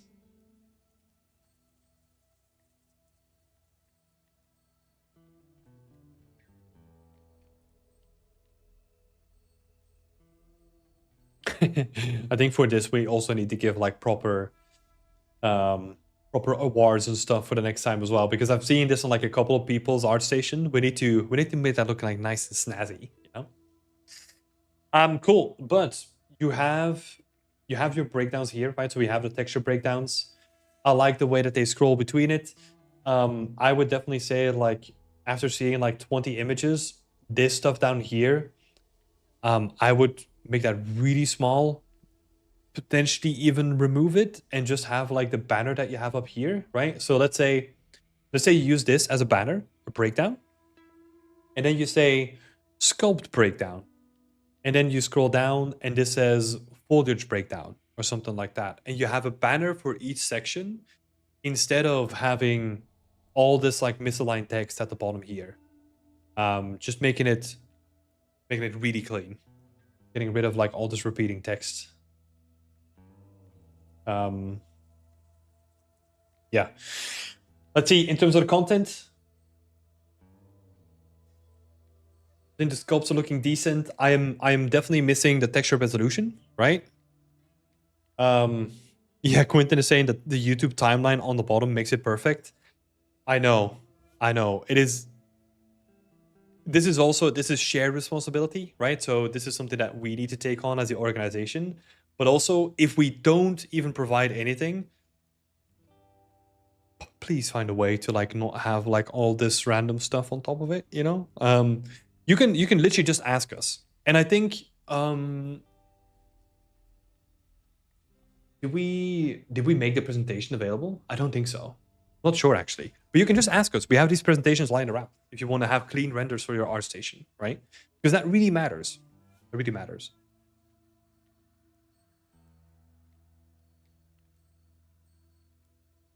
Let's see. Yeah, okay. I'm curious to know, because we have like wireframes here, right? But this is not even close to like readable, right?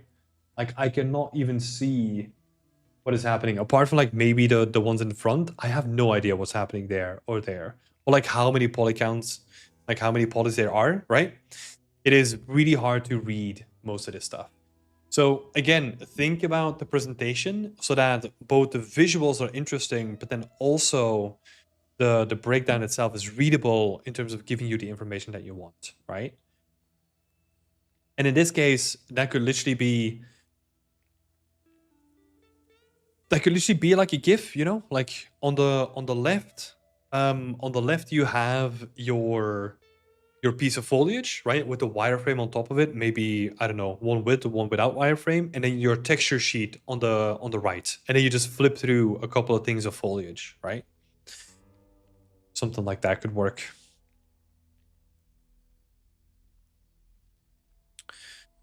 Right, cool.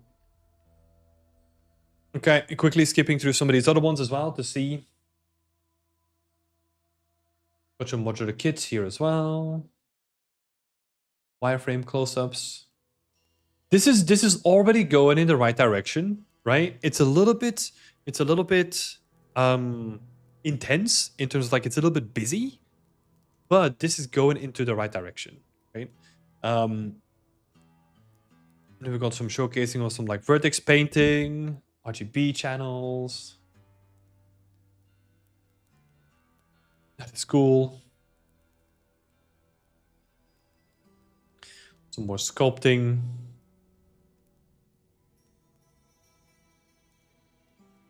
Two material IDs. I think this is a good representation of like where your material IDs are, right? And how you decided to split it up. I think that's cool. I would still showcase the textures, right? Like the different textures that we can see. Did you decide to like atlas different stones together? Did you decide to like keep them all independent? Like how did you go about that? Because, for example, this guy, like this little set here, that could be pretty interesting to showcase that you did actually think about atlasing them. So this is like on one UV, and then these bigger ones are on like separate UVs, right? Just because of their size and scale. And it's showcasing those different aspects of, hey, in this situation I actually use this, but in this situation, because it is different size, I use this instead, right? And it is showcasing all those different ways. That is going to be pretty interesting.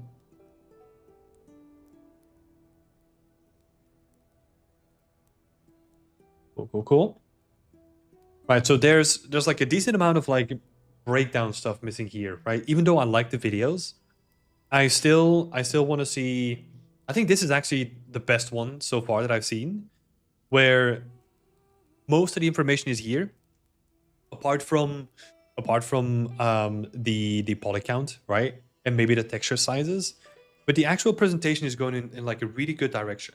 So try to build up what you have here. And then maybe experiment with like showing a wireframe with like a wireframe material in Unreal from the same angle and then like projecting it on top of it or something like that, you know? Do some like editing work. Make it work. Yeah, cool stuff. Let's see if there's anything in here. Kind of skimming through some stuff really quickly now.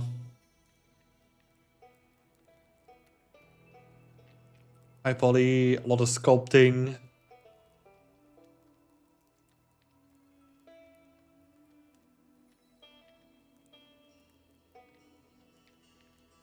Light function parameters. Light functions. Yeah. Cool, okay. So, hey Abdu, good to see you. Justin, let's go. Let's flick on the chat again. Right. Cool. Thank you for showcasing your work, Justin. So where did I land at the end? It's interesting, right? Like the majority of your work or the things that I can see that you're really interested in is sculpting, right? So that's where I land. And if you then say, for example, hey, I want to work for like The Last of Us or something like that, right? Um, it then becomes interesting to compare like what you're doing towards like the goals that you're doing it for, right? Where I think, yeah, I think that right now, as Quinton actually said it, I think it was Quinton. Oh no, it was Rossam actually saying that it wouldn't be too far off from something that I would expect from like a Sony Santa Monica environment, right? Um, I would expect to see like real focus on like higher quality prop based stuff, right, with sculpting involved. But that's sort of the direction that I see this going. So it's very very interesting to see that is something that you have to be conscious of, right? Because the rest of it, I am seeing you dabble in stuff, but I also want to know if you then can also take other things to a decent level as well. So for example, do you know how to low poly bake a prop if you needed to, like using a unique workflow? Can you showcase a high level in creating tidables, right? Because let me see, you had some stuff in here. But yeah, the tidables were created by someone else, right? Which is fine. I mean, this is like what you do in like the industry as well, but it's showcasing your skills and how you bring them forward. Because right now, the most of the focus seems to be on sculpting, but I'm not really seeing that much else that I can really latch onto to make you more versatile, right?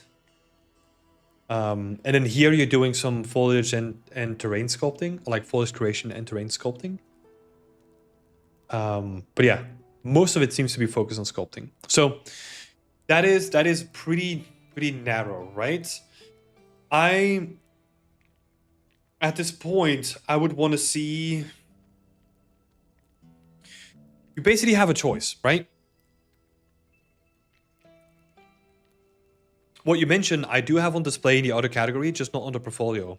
Well, this is what you send me, right? So if you're sending this to other people, this is exactly the reaction that you're gonna get, right? But that is more a highlight of. I want you to be very conscious about how you present your stuff, because let's say you can really say like, hey, look, I'm just gonna focus on sculpting and make like the best looking sculpts that everyone has ever seen. That can also work, and then try to fit them into um a workflow where you can showcase like, hey, I can't only do rock sculpting, but I can also do like more hard surfacey sculpting stuff in ZBrush too, right? That can definitely be done as well. That is a direction that could be taken. But at the moment, I feel like if you want to break into, let's say, a biome role, right, where you're gonna be doing more foliage stuff and more rock sculpting, I'm expecting to see a higher level, like a higher quality level in that specific niche than there currently is. So yeah, you're going into the right direction, but I think the biggest thing that I currently struggle with is that this is great to see from a personal angle, right? Because this showcases like what you bring to the table if you have time. But I'm left to imagine what it could look like if you do like, I don't know, the next iteration of this, right? That's what I'm struggling with, because team challenges are good to showcase that you can work in a team and that you can work quickly, but it's still missing that angle of like, okay, who are you as a person and what do you bring to the table, right? Because one environment, this is good, but I'm still left wondering like, okay, what else is there? You know, like what's the next thing? Yeah, so let's make some notes here.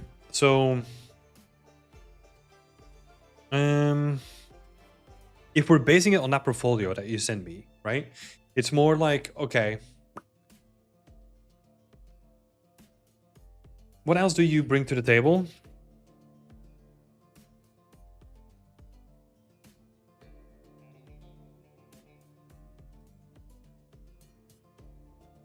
Are there other skills? Are there other skills that you...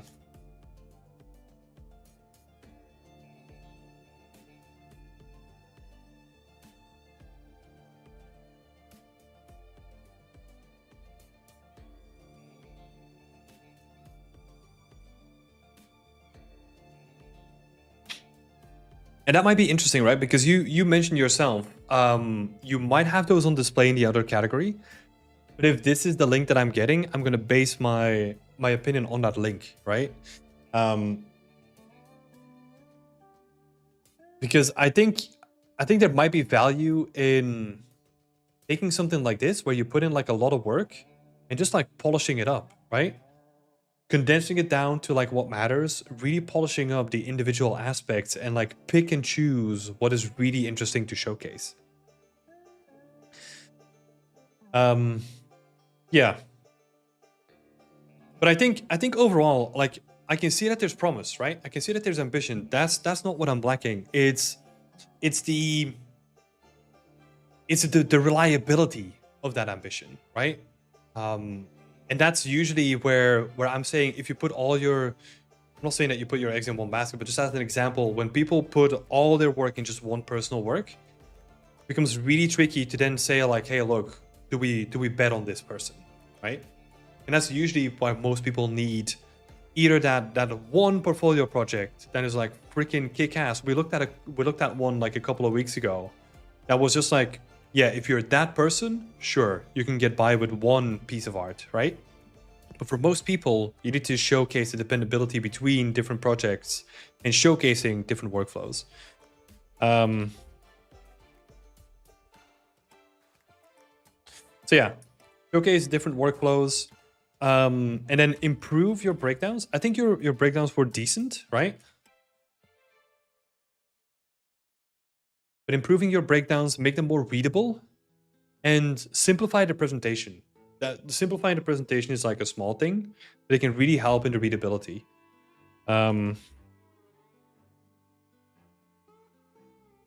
So textures, UVs, and poly count.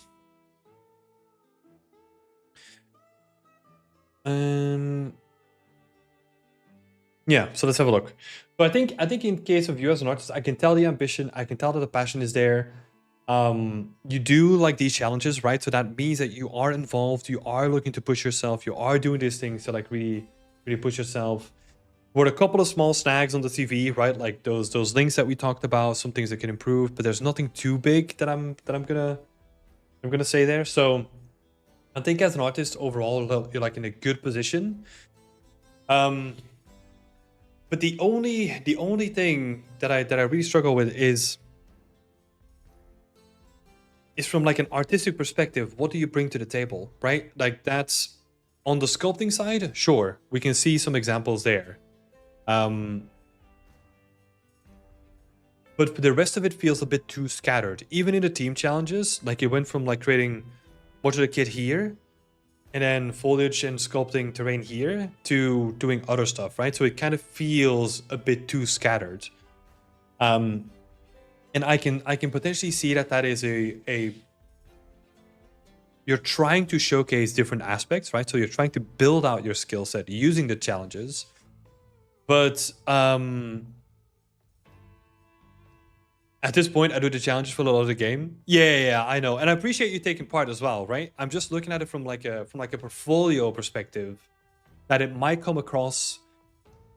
That's the difficult thing with the portfolios, with the presentation of those team challenges on a portfolio, right? Is that they're always going to be restricted by that 5-week deadline, and that's the sucky part, right? So that means that they're less reliable in terms of showcasing a high quality output compared to showcasing teamwork and all those other things, right?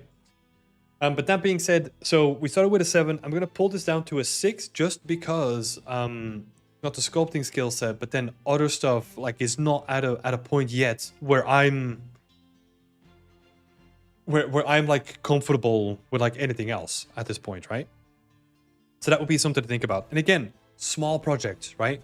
a single asset, a small diorama, like starting from a concept. I'm talking about projects that take like 1 month. Even keeping the challenge in mind, right? Like let's say you have I know that you spend a lot of time with these challenges. Let's say we don't want to do as much as a challenge, right? But let's say we have like 8 hours a week. That is a lot of time to get like a lot of stuff done if it's focused on executing rather than trying to do different things, right? Yeah. So presentation overall was decent. We actually didn't really look at the thumbnails too much, right? But these thumbnails are looking good. I like the contrast. I like that they focus on like something really clear. And I think this one currently is the most interesting because it has like a bit more color, but I feel that for the most part they're pretty consistent. Apart from this one maybe, just because the shader doesn't look too interesting. Yeah. But that's the only thing. Like I think the rest of them look quite nice. I think there's some good consistency going on. But yeah, the presentation inside of the artwork can definitely be improved, right? So where do we land? And I'm trying to not be too critical about like all the branding and all that kind of stuff. Let's go with a 6. Let's see. I think the art is like a 7, and then the techniques are like a 5 at the moment. I think that's where I'm comfortable landing, I think. Well, to be honest, there is some fundamental knowledge here, right? Like if we focus purely on this one, where like rest versus noise, I think it is executed like really nice. But we are missing the link between the storytelling, the visuals, and the narrative, right? Like that's somewhat missing. The rest versus detail, but yeah, the execution of it and like how it came together is actually pretty nice. Okay, let me bump it back up to a 7. Right. Okay. Thank you, Justin. Yeah. So just to repeat, I would say focus more on smaller projects, showcase a higher quality of skill, whether that is in sculpting or any of the other skills that you want to showcase, right? Because what could be really nice is that you focus on like a modular environment, for example, and then execute that to the highest level, and maybe even like throw in like your sculpting and make like a very organic, highly modular like environment, and really double down onto those lessons. To be fair, now thinking about it, that was probably my favorite part about that level that you created yourself, right? That little scene that you did, the little setup that you did with your multiple modular pieces, and then also like your stones and all that kind of stuff. So yeah, maybe it's time to showcase a smaller environment with a variety of materials. Let's think about God of War, right? That you have I don't know, like a Viking hut, like partially built into like a stone mountain or something like that. And then you see how you can combine your stone sculpting skills with wood sculpting skills and like how you combine that, right? Based that on the concept. But yeah, you get the idea. Michaelo is saying, speaking of scattering, is it okay for one environment just to have environment, regular assets, and modular assets in the portfolio? Yes, that's totally fine. I think that's actually a good spread in terms of like how wide you want to go.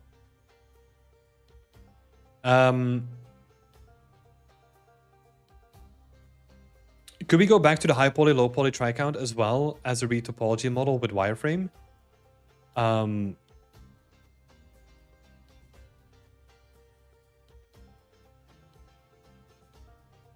Oh, that's more of a question for Justin. Sorry, I'm just reading through it.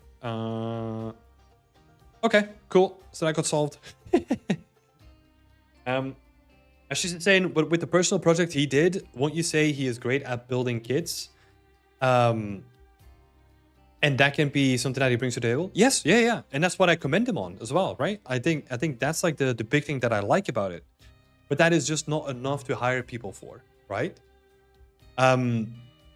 Because a kit, in terms of like the grand scheme of things, like making a game, like sure you can make a kit, but then you are still going to be responsible for either like set dressing the rest of the level or making assets or other stuff too, right? It is somewhat unlikely that during your 5-year development cycle of like a AAA game that you're only going to be doing kits, right? So you need to showcase that you can show other stuff too, because you might get lucky and build kits the entire time, but yeah.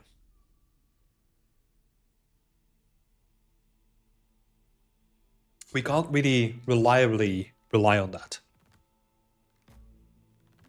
Because like I said, I think that's actually like the best part of that portfolio. It looks really, really nice. Oh, sorry, and this. The sculpting itself is looking really nice, right? We did talk about like not overusing different brushes and all those things, right? But there is like good promise here. Yeah. Good stuff, Justin. Hello, Sam Wilson. Hello. Good to see you. Hope you're doing well. Harry is saying, really love your work, Justin. Super cool stuff. Yeah, thank you so much for coming in. Yeah, and again, Justin, like thanks for coming on, sharing your portfolio. It's awesome to see it. There's some really good stuff. I can see the ambition. I know you from like doing like all the team challenges, right? I know you're a hardworking dude. Keep it up, and you'll get there, man. You'll get there. Yeah. Very cool portfolio, Justin, is always saying. Yeah, exactly. Let me share it once again. Right, so if we go back, let me share Justin's portfolio once again so you can give him a like and a follow and all that good stuff. Yeah. User HS8NL6XH4H. That's a good username. I'm interested in how Justin created the ice sculpts and the ground snow materials too. Yeah. I mean, Justin is right there in the chat. You can ask him if you wanted to. Or maybe even send them a message on their art station, right? Cool. Okay. Jumping on to the next person. So next we have Benjamin Gregson, and with the goals of working for Valorant, Riot MMO, or Overwatch. So it's basically just Riot or it's basically just Riot or Blizzard. Okay. Cool. So let's see. You are in the United Kingdom, right? So your quality bar needs to be real high, right? Charlie is saying the same thing. If that is the goal, I respect the ambition, but that means that you're gonna have to make kick-ass work. Like you have to be the 1% of artists at that point, because what you are doing is you're not only competing with the people in your local area or UK, you're competing with people worldwide, right? If you want to then be hired in like the US. Again, people have done it before and people will continue to do it, but yeah, you're setting the bar high. I just want to say that. Also, we've talked about it in a couple of streams before. Visa processes are like really important as well. So I don't know. I have not looked at your work and your CV yet, but you need to have a bachelor degree at least. One of the best in the world. You would have to be one of the best in the world, and not just in terms of art skill too. No, you have to be firing on all cylinders when it comes to, you know, your artwork, your outreach, your fundamentals, you know, because those games are like primarily driven by like good fundamentals, as in like good colors, good contrast, like all those kind of things, right? I am completely fine with people setting the high bar, right?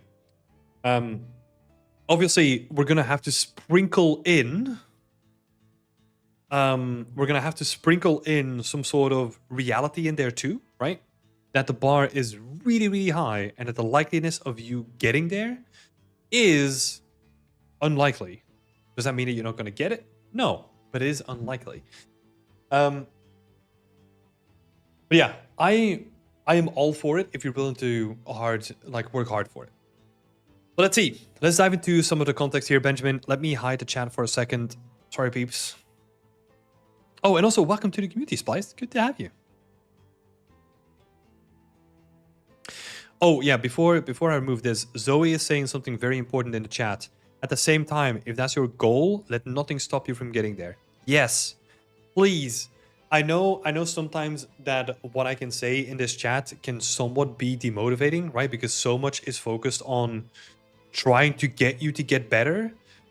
And sometimes it's just an endless barrage of feedback.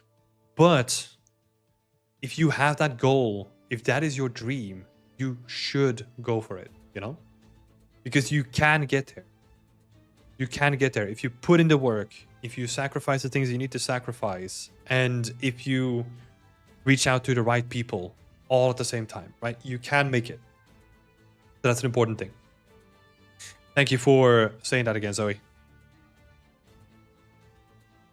Right. So Benjamin is saying, as a longtime gamer, I've always been interested in the artistry of games. When I was a teenager, I was drawn to the creative games that allowed me to express my creativity. I'll be the first to admit to have over 1,000 hours in Sims 4 build mode. This passion led me to studying creative media at college at a degree in game art, which is a specialism in creating 3D environment art workflows. Okay. Keen interest in architecture, fast, precise worker, proficient in game engines. I'm a social person.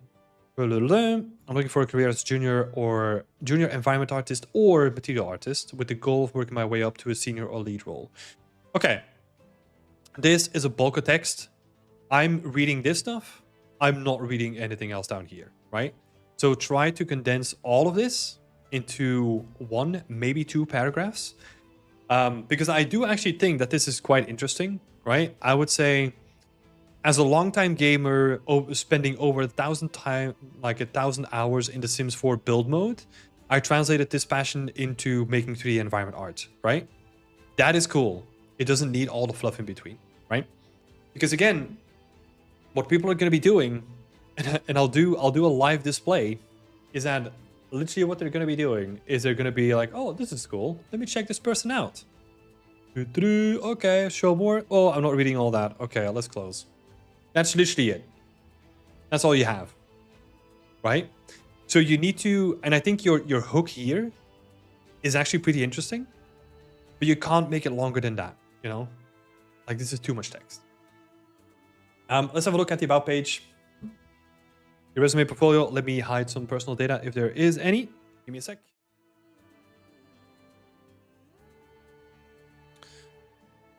Okay, let me obscure some of this stuff.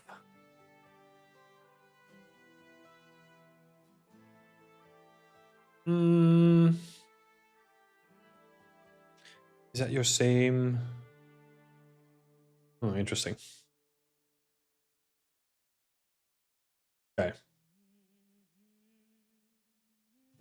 Right, let's switch it over. Not that one. Come on. Benjamin Gregson, environment artist. Okay, first note. 2 pages, make it 1 page immediately. No one deserves a second page on their CV. Let's see. You got 2 links here. Let's see. Back to clicking, please. Right, so these go to the right connections. You have your telephone number on here as well, which is, I wouldn't necessarily put that on here. If they want your telephone number, they can probably ask for it, right? And then you have your email address here as well. I would also put your email address and your contact information here. That saves people who want to reach out to you immediately to like reach out to you on here, right? Because if it is public, because you added in your portfolio or like in your resume anyway, it is public. So if people really want it, they're going to get it anyway. But I would put that here as well. Let's see. Passion and skill 3D environment artist specializing in PBR workflows, environment, Unreal Engine 4 and 5. Modular asset creation, proficient in creating materials, shaders, and dynamic lighting. Adept at collaborating with creative teams. Enthusiastic about expanding technical expertise and contributing to innovative game projects. Okay. I would bullet point these out because this bulk of text like is really hard to digest, right? So I would literally do the same thing that you're doing here.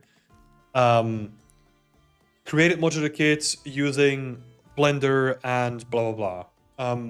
Build multiple personal projects in Unreal Engine, keeping in mind like level design principles, stuff like that, right? Like very to the point, like single bullet point stuff here. All my projects are created in Unreal Engine 4 and 5, including lighting and shader authoring. Use 3ds Max, main workflow. Right. I use ZBrush as the main sculpting software. Cool, this is good. What I would do instead is I would say merge this bracket and this bracket together so that you have your skills and softwares, right? And then you just blend them together somehow. That you say, hey, look, I created multiple environments using Unreal Engine, because you say some of that stuff in here as well, right? And we don't want to have like a repeat here. Try to condense like all of those two things. The reason why I didn't include this one is that you could almost have, this is my main skills, right? This is your main skills, and then your other skills. The main skills are relevant to game art. These ones are not, but they are good to still have on your CV. So that's what I would do. Managing IT incidents. Let's see. So this is all your stuff here, right? Interesting experience again before education.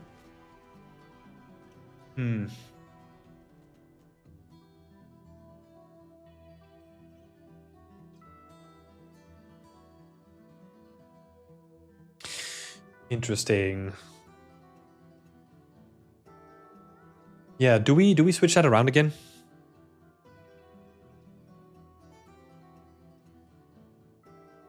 New College in Stanford, De Monte University, Bachelor in Game Art.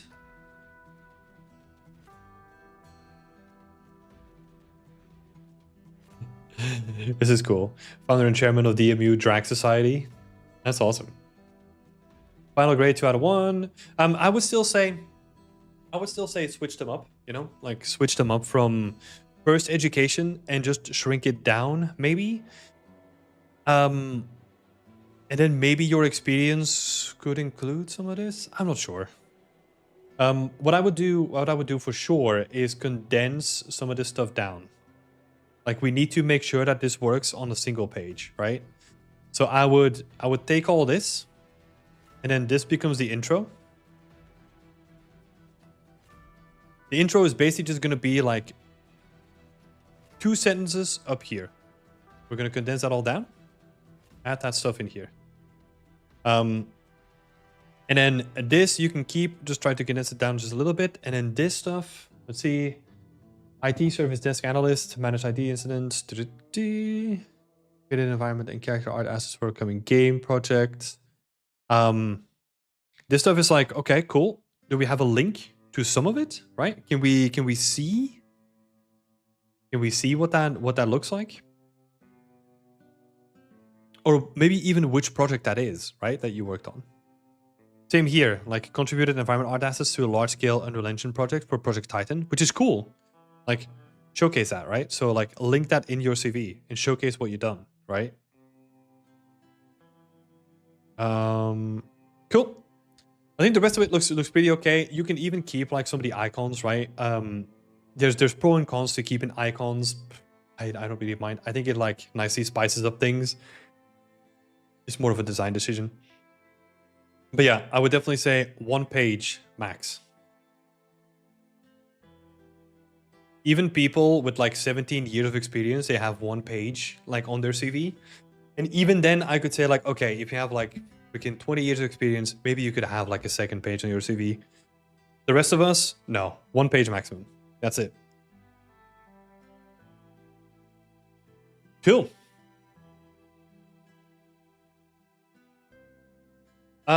Is it true that extra design elements like logos, bars, and all that kind of stuff can mess up your application in ATS? I have no idea. I've heard both sides of the spectrum. I've heard from like multiple recruiters even that some of them are like, oh, ATS is bullshit. And then other people say like, oh no, ATS is like used like all the time, everywhere, like no exceptions. It is very hard to find some concrete examples of this. So I have no idea. I mean, I still have like logos and design elements and all that kind of stuff on my application. Sure, I'm an old timer, so maybe ATS is more relevant now, but yeah, I don't know. Ben Gregson is saying, unfortunately, I can't showcase my work at Huey as it's unreleased. That's fine. And the Project Titan stuff is on my portfolio. Yeah, but the question that I had was like, link it. That's important, right? Because what I want to do is I want to look at your CV and then, oh, that sounds cool. You worked on like this big project. Click. Oh, this is how it looks like. Awesome, right? That's what I want to do. Because what that does is it removes friction from what you say on your CV to the actual thing, right? Right, but let's get into some of the work here. Let's start with the latest one. Super inspired by a Spirit Blossom thematic in League of Legends, so I thought I would create a small scene inspired by the aesthetic. I really wanted to give this piece a standout, unique art style. Get the material as streamlined as possible. Cool. So a quick little scene in Unreal.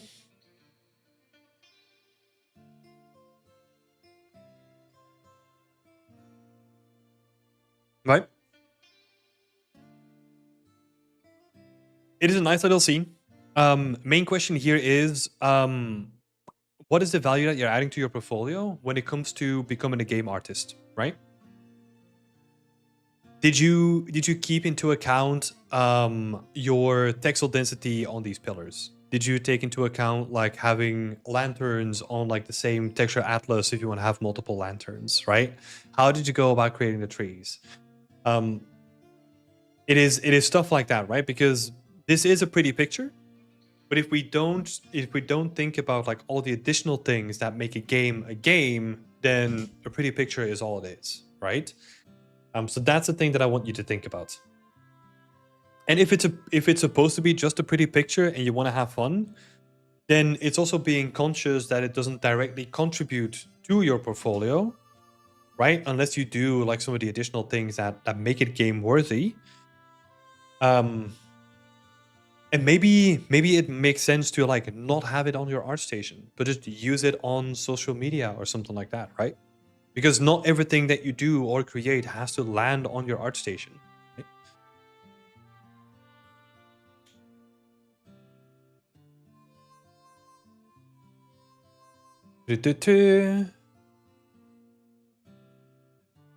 Let's see.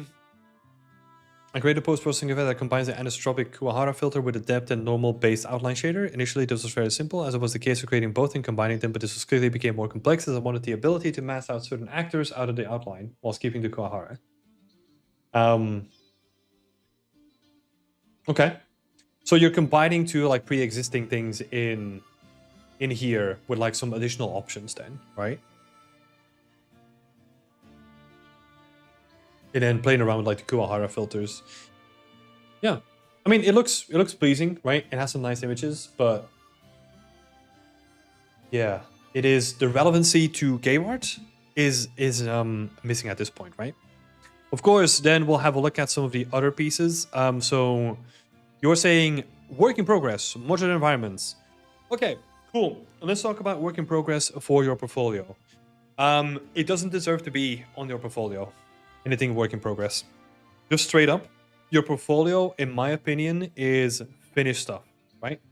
If it's finished and it's done, then it deserves to be on your portfolio. Anything work in progress is either for a blog post, social media, I don't know, whatever else you want to do with it, right? But your portfolio specifically is about finished stuff that looks the best that it can be to showcase the best of your abilities, right? Let's have a quick look.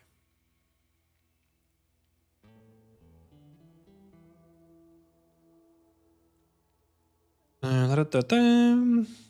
screenshots here are environments generated in-game. Working on unannounced projects with procedurally generated environments. Okay. This game is in early stages and their environments are yet to be filled with their functionality and furniture. Yeah, so this just brings up, like, if it's not ready to be shown, it's not ready to be shown, right? Again, like, it's pretty harsh. It's pretty cutthroat. But like, if you show something like this on your portfolio, it's just, this doesn't make the cut at this point, right? Because also, the first thing that I have here is that the proportions and the scale of all the individual elements is just not correct, right? So I'm expecting to see, for like an environment artist portfolio, I'm expecting to see a deeper focus on attention to detail and making sure that these spaces feel real in their proportions, in their texture sizes, and all that kind of stuff, right? Because we want to create like real feeling spaces, but for example, this flimsy of a metal material, I'm not going to be able to stand on, right? These like herringbone patterns, they look cool, but they're like way out of like proportion with the rest of it. And it feels like this environment is pretty boxy, right? Now, is that a restriction of the procedural generation content that you have to feed it into? Perhaps.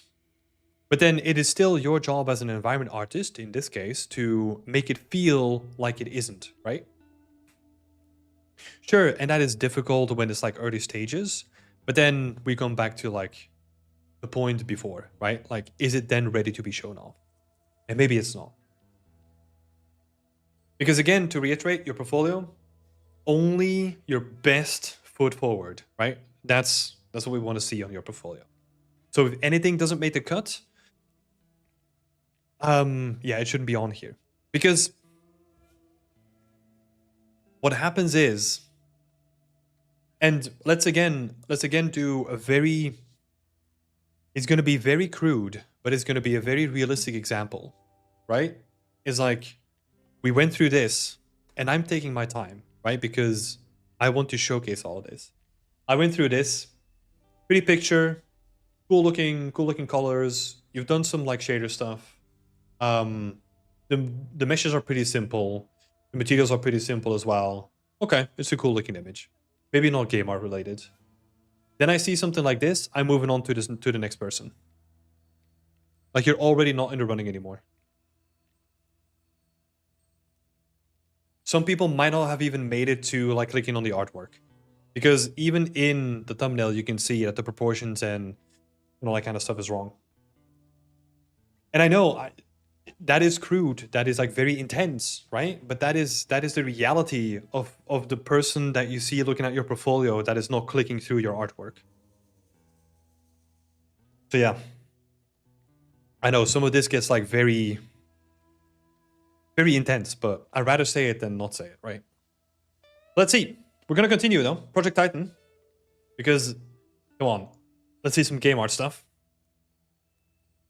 As part of the wonderful team tackling the tropical region, we decided pretty early on that the tropics would be heavily water themed. That's cool.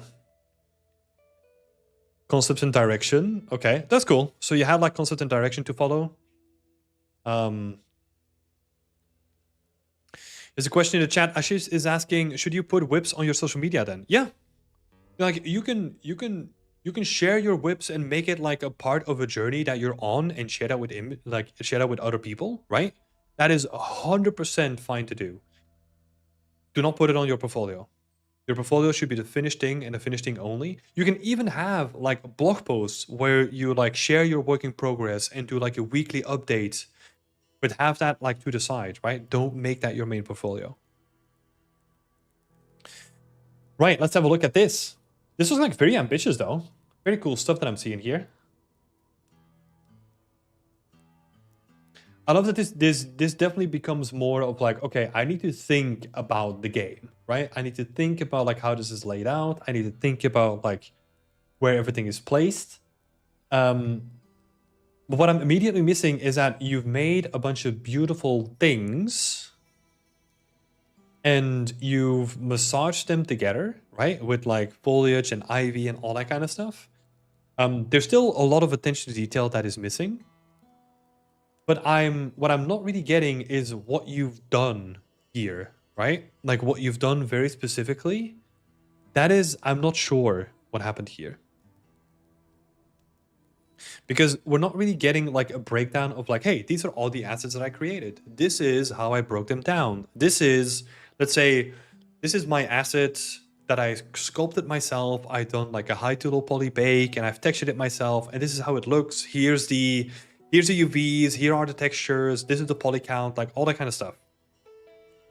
We are missing a thorough breakdown of your contributions, your individual contributions for yourself, right? What about the text on the thumbnails? Oh, Rustam, we have bigger fish to fry than the text on the thumbnails with this one.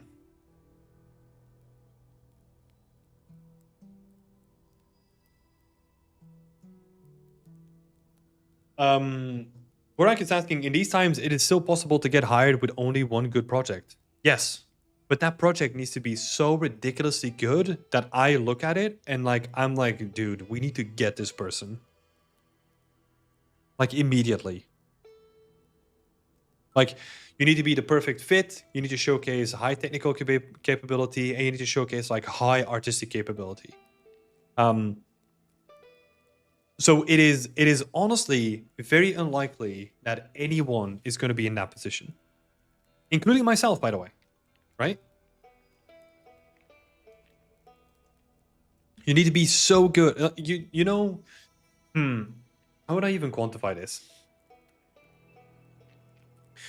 You know those people where you're like, you look at their work and then you're like, the fuck, how have they done this? That is a ridiculous, like an ungodly amount of work for like one person. And they made it all to a high quality level. And it's nicely presented. And I'm not getting confused in the image. That's what I'm talking about.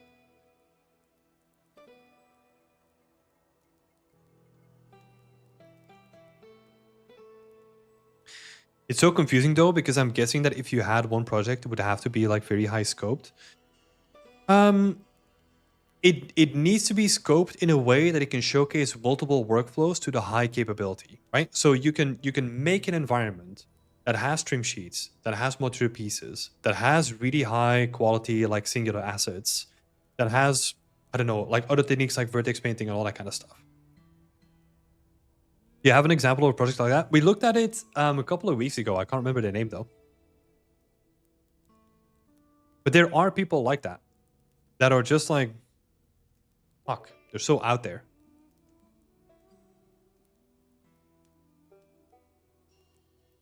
But it's also like, that's not the way that you want to approach this, right?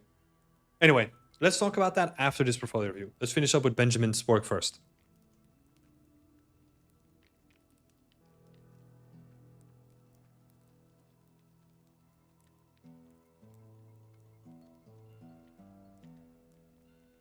On the Friday stream? No, I think it was it last week or the week? It wasn't last week. I think it was like 2 or 3 weeks ago, I think. Maybe the first stream? I can't remember. Yeah, if you can find it, McVal, that would be awesome. It was like an antique shop. But yeah, let's continue, Benjamin. So I spent like 8 to 12 hours of my free time on this. The scene isn't designed to be viewed from every angle since it's not entirely game ready. But I still have made the scene with proper optimization and real-time practices in mind. Okay. Which one? Right? Like, how did you go about that? Like, because you can say that, but I want to see it. And that is most important, right? I want to see visually that you've gone through and optimized and that you've thought about like your texture resolution and all that kind of stuff, right?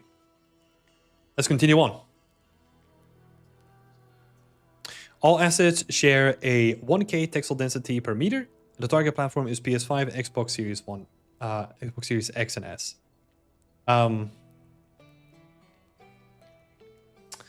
Yeah. Interesting. So, like, most of this is like a trend of relatively, how would I say it, like a low attention to detail. Especially these ones. I think this one actually goes into like the right direction, right? Because what we're getting is we're getting a feel of the place. We're getting storytelling. We're getting a location that we actually can visit, right? This is complexer than some of the other environments.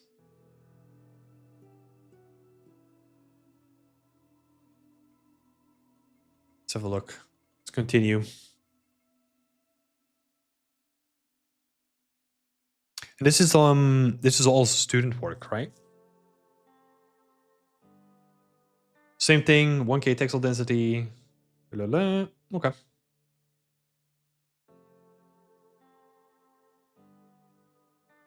And this is your first industry brief. This is interesting. This is interesting because this, from most of the projects that I've seen, is from the get-go, from the first image, the most appropriate for game art. Because it is trying to tell me something, right? There's storytelling built into the scene. Like, it's trying to build some sort of story around like what I'm seeing here. But again, it's annoying that there's no breakdowns, right? You're not showing off like how you approach different things. So it's hard to do like a very deep breakdown of any of this stuff. But I will say that the stuff that's on display here, the way that you want to go about storytelling and the way that you want to display a story, you know, there's something interesting going on here. Compared to if we look at some of your other work, let's say the Cozy Cottage, right? It is just like a random cozy cottage. It doesn't have an identity. It doesn't have anything interesting to look at. It might look like a pleasant sort of display, right, of an asset, but that's all it is, right? Try to give it an identity, like make it a bar, or make it, I don't know, like a flower shop, or make it, I don't know, there's like a cobbler in like the middle of the forest for some reason, you know, but like you can give it an identity. And that's gonna inform like what you do with the rest of it. Yeah. Okay. So this is an interesting portfolio, right? Because if we go back to what we wanted to look at, Valorant, the right MMO, like Overwatch, I can see stylistically where you want to go with that, right? And I think this one is actually pretty good in terms of like stylistic direction that you want to go in. But then it feels like the stuff that you've done afterwards is kind of like, it feels very, very lost to me. That's probably the best way that I can describe it, is that at some point you had like, hey, I want to do this thing and I'm going to work towards it. And then some of the stuff afterwards kind of feels like, let's say these, let's say these three projects, right? Maybe the Abandoned Library still has some interesting stuff in it. And then maybe this one, because that's more of a challenge, right? So you're working within restrictions, but that's a maybe. But it feels like you kind of got lost here. Like you didn't know what you wanted to do and what game art was supposed to be. And it was just like, yeah, we're just going to make some stuff. So yeah, and maybe even including your last one, right? We need to get back to here. We need to get back to here and then sprinkle in some stuff from this guy. Because this, I like where the execution and, you know, the attention to detail where you're like working with IV, you're working with decals, you're using game pipeline stuff to make it an interesting environment, right? So you are thinking about those elements in this scene, which is really, really good. But we need to infuse it with more story. We need to add more story. And a recommendation that I'll give to everyone: start from a concept. Like in your case, find some like Overwatch concepts that didn't get used or something like that, right? There might be some out there. And then start building a scene around that, right? Build that out that way. Yeah, so interesting. Okay, let's make some notes here. So it feels like your portfolio is very confused in terms of direction. And Benjamin, if you're in the chat, feel free to ask like any follow-up questions. Or even feel free to reach out to me like in private afterwards, right? If you want to discuss this going forward, so that we can help you. So very confused in terms of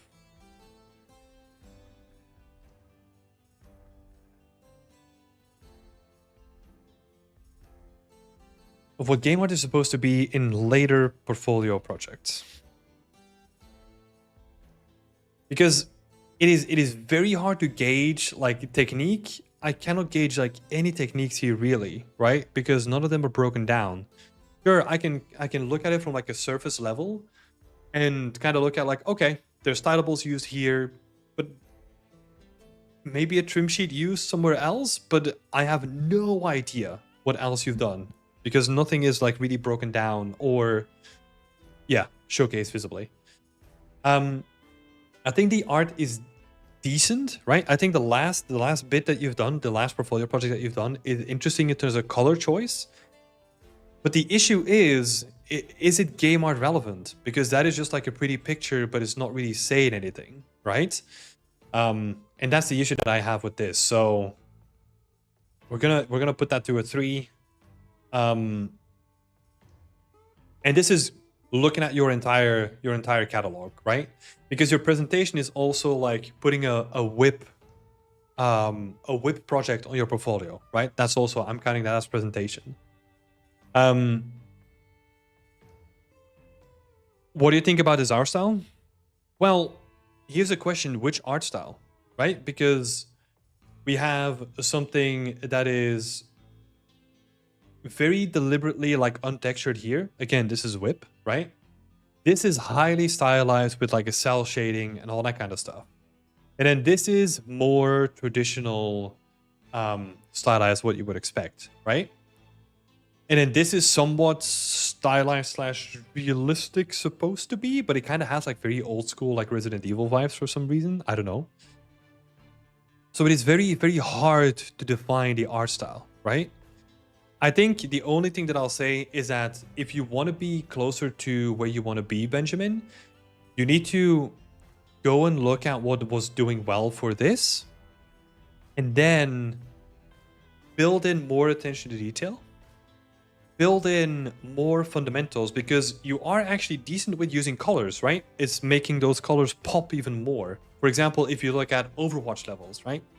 Very bold with colors. They use colors in a way that even subconsciously will affect you going in a certain direction or another direction, right?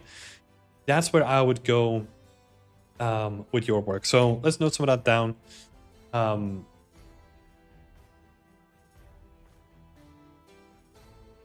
The town square art style is very relevant and can be used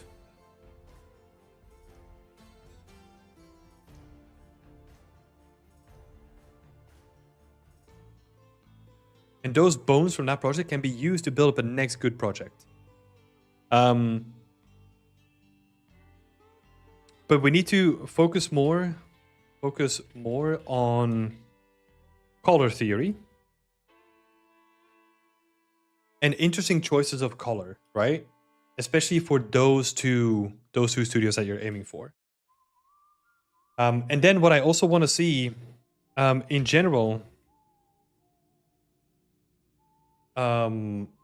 what's missing? Let's call it what's missing, right? What's missing? Breakdowns of any kind, attention to detail,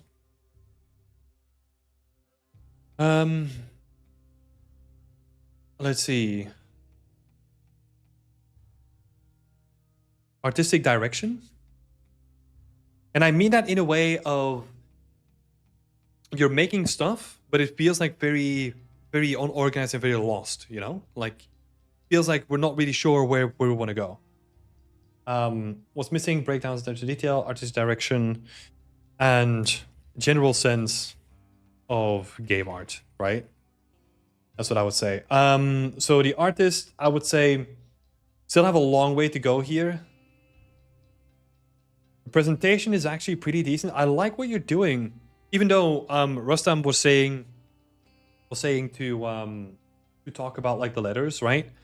I actually think that like doing this at the bottom of your thumbnail and then adding like this very specific font and like that naming to it gives your portfolio a very unique touch. The only thing that I have an issue with is that it's not used on like the latest image, right? So if you then try to set yourself apart by like using these little touches on your portfolio, which is awesome, right? Like that's a good way to set yourself apart. You have to be consistent throughout. Like no no discontinuing of like something that you set up before, right? Sure, maybe I could say like, hey, maybe black on white is maybe not like the most interesting choice there, right? But that's more up to you, right? So presentation is going into the right direction, and you know, you're showcasing interesting things, right? Like this looks pleasing. It looks pleasing. Sure, I'm expecting to see like more work done on the silhouettes and again showcasing the breakdowns and all that kind of stuff. But the colors are going into the right direction. This is not off-putting, right? Like this is pleasing to look at. It doesn't hurt the eyes, so that is a good thing. This is also like very pleasingly presented as well. So I think your presentation is actually going into the right direction. It is just that we need to back it up with solid artistic skills and technical skills to back it up too. So yeah, that's what I want to see. A very strong focus on, okay, what makes game art? And I'm going to double down on that. Showcasing that you can show, like that you know all the techniques and that you are presenting them in the right case, right? So yeah, cool. Thank you, Benjamin. Thank you for sharing the work.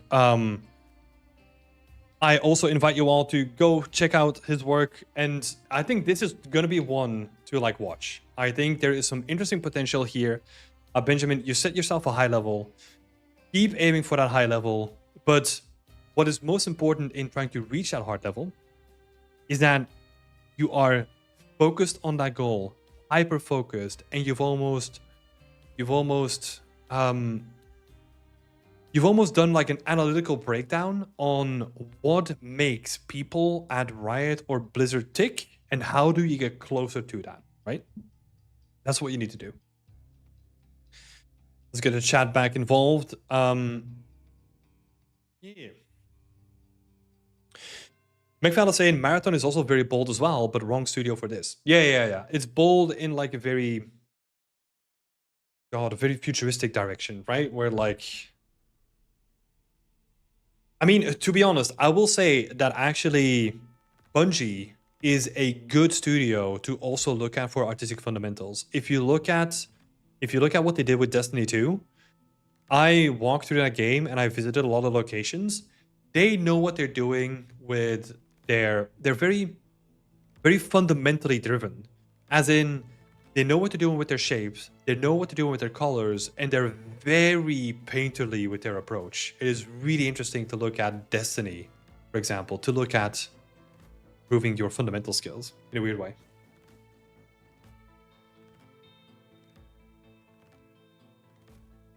There's so many great resources of color theory and like art fundamentals online, and still the topic is being underestimated like a lot of artists. Yeah, 100%. That's the thing, right? Like the fundamentals and art theory and color theory, it all sounds freaking boring, you know? And it sure did to me. And I think finding a way to like make it actually apply to your work and making it like actionable is what you want to do, right? Because Sometimes what we lack is that like immediate feedback of like, hey, I turned this color from like, I don't know, red to blue, and now my art feels different. Why is that? And then you start diving into it, right? Yes, I think Rustam found the project that we were talking about. Let me bring it up in here in just a second. Where is it?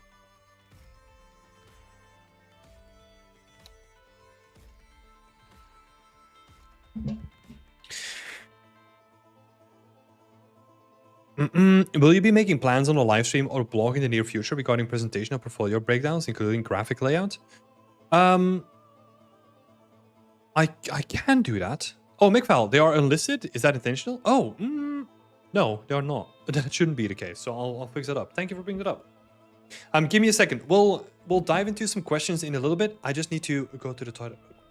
So another reminder, if you want to ask any questions, we're just gonna do some like chatting. I don't really feel like doing too much sculpting, so we're probably gonna just yap for a little bit, and then we'll see. So if you have any questions, feel free to drop them in the chat, and we'll be right back.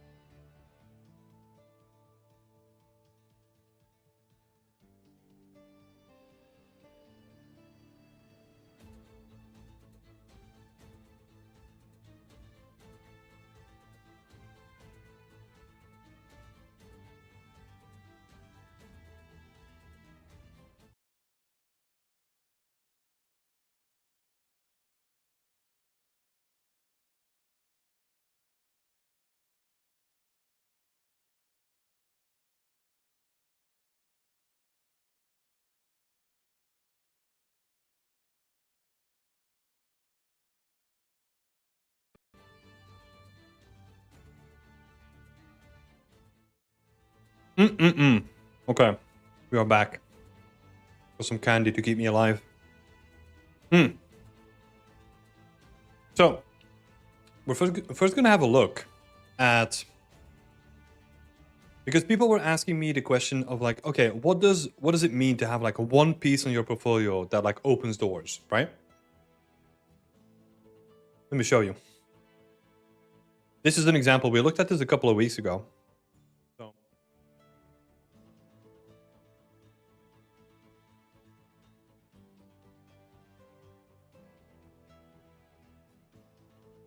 that's it.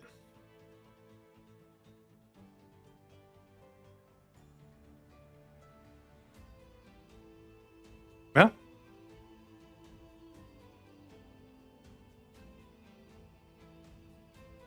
Well, you wanted to know what it looked like, right?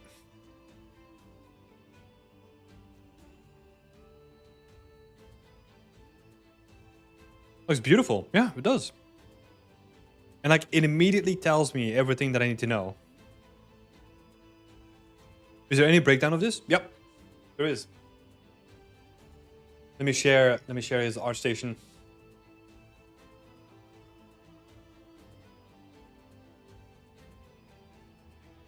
Kind of was hoping you would show very fancy keys to open doors. But yeah. It is that is it, right? That's the thing. That's why I also say like this is not the thing that I want people to look at and then be like, I'm gonna be this person. Because that is crazy. That is not sustainable. Right? It is crazy. Like you have to be that specific person to work on something for such a long time, to not get bored of it, to like execute it to such a beautiful degree that opens the door.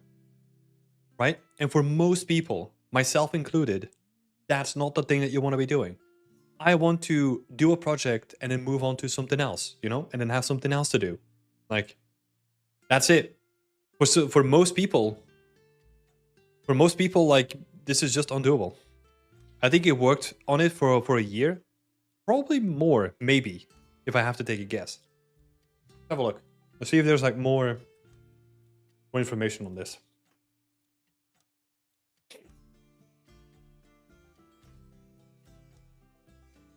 Is there like any context?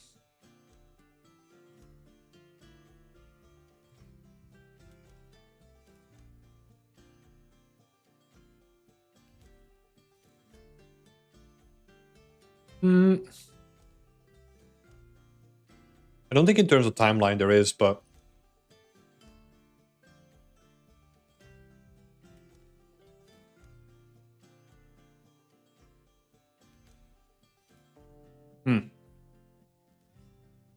it's a reimagining of my first scene. I wonder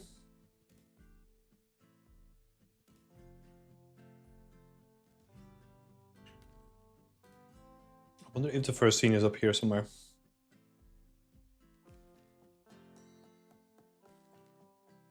Yeah.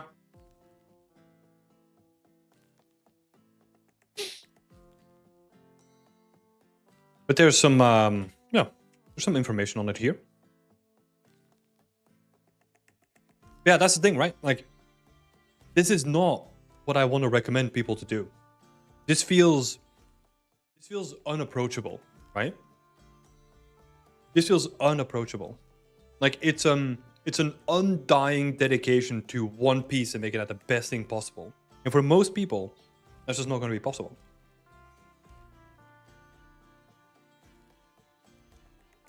What do you think the texel density is used? I feel like he's using 4K texture for each prop. I'm not too sure. It is probably going to be in the breakdown though. But I don't think it's 4K.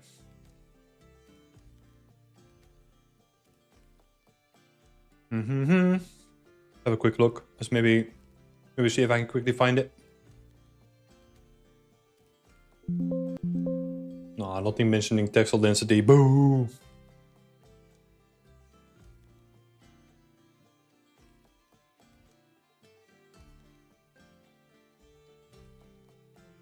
Yeah, but you might be able to find it though.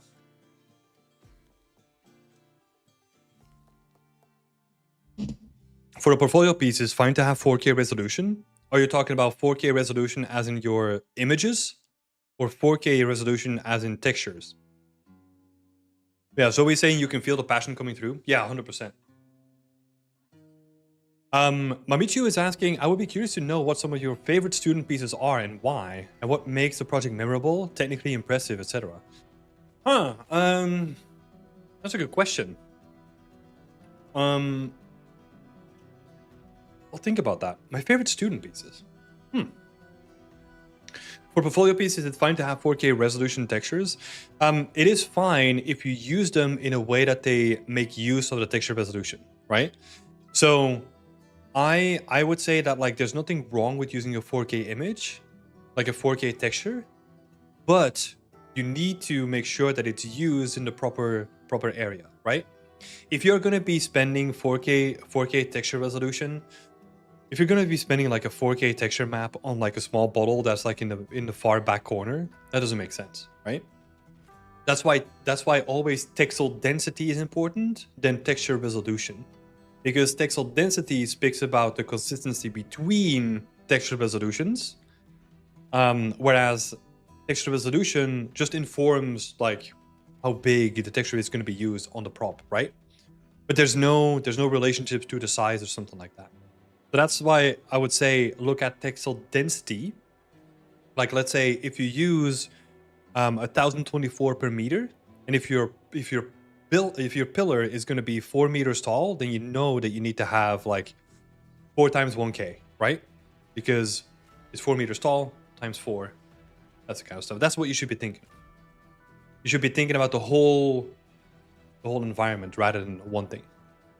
There's a good breakdown that I wrote on the website actually for this. You want to check that out. But let me think. Some of the favorite student projects. Huh.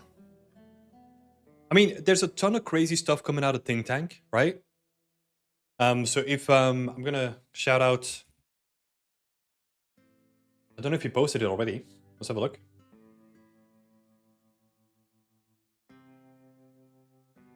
Right, I'll show some work off here. So this is a cool scene from Will Day. Will is also a community member from us, but he's doing some crazy work at Think Tank. So this is some crazy good stuff. And then this is the latest project that you might have seen. I think I commented on it like during Whip Wednesday. Seen that one? Yeah. This stuff is crazy, right? Looks so good. I'm a new Think Tank student, which is why I ask. It's important to know what stands out. So what is important here to stand out is the attention to detail. I think that is the most important thing. Sure, it is beautifully rendered and it's well presented, and the colors are used in like very specific ways, right? Like for example, if we have this screenshot here, most of the color is centered around where you want to be looking, right?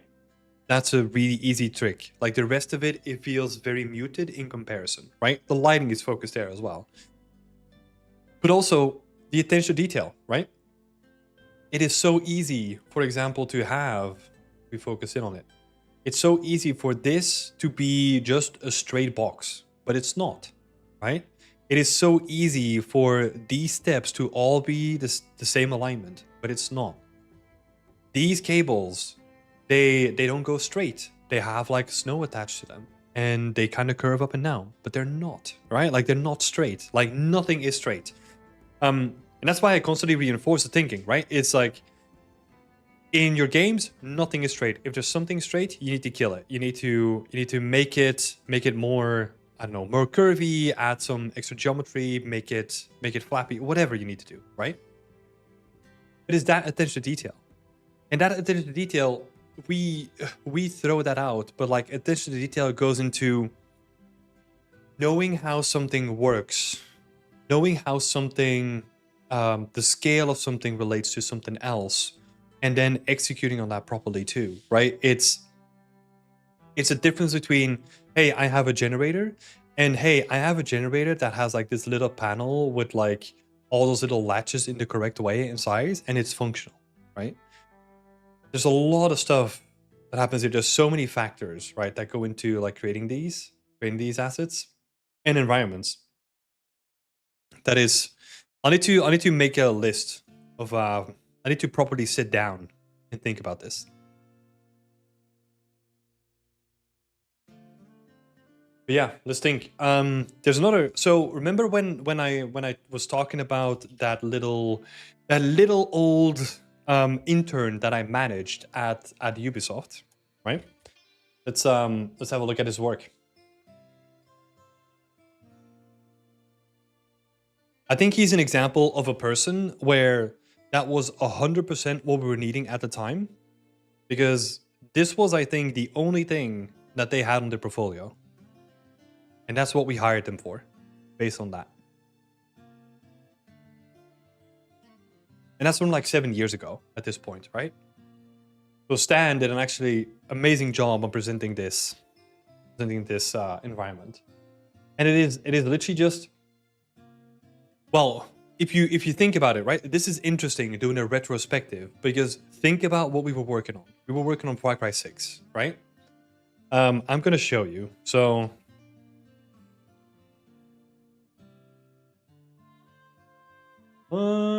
let's see if we can find like a quick image here. Oh, actually, I got a better idea.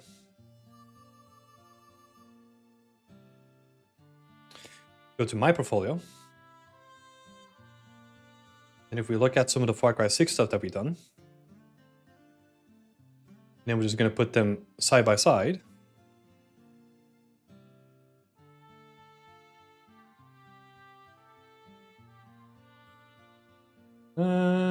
Let's see.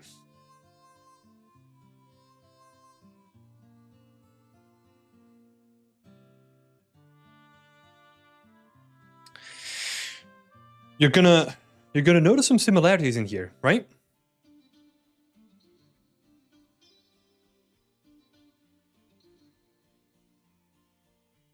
And I think just from this, looking at this, is it's very clear like why we jumped on it. The right one is better in my eyes, by the way. That is a very common thing.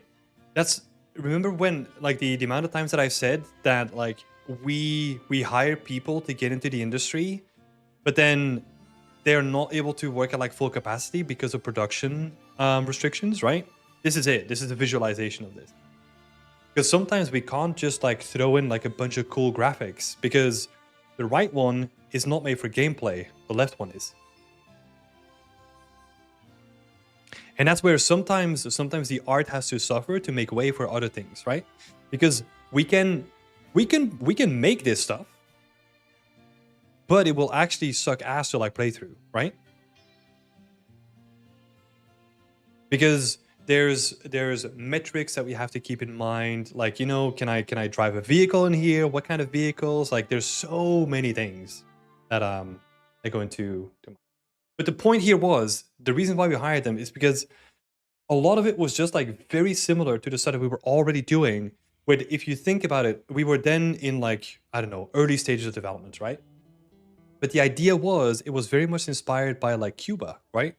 And this is the work that he was doing was very much like reminiscent. This is not Cuba, right? I'm not inspired by it, but it's very reminiscent of what Cuba is, right? So, yeah,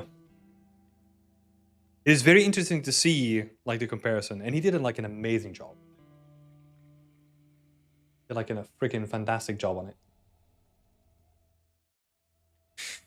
But yeah, that would be a good list to actually compare. You know, like, what is important to stand out in your portfolio? Because I talk for way too much, right? But it would be nice to have a succinct list of like, hey, this is what I want to see, you know?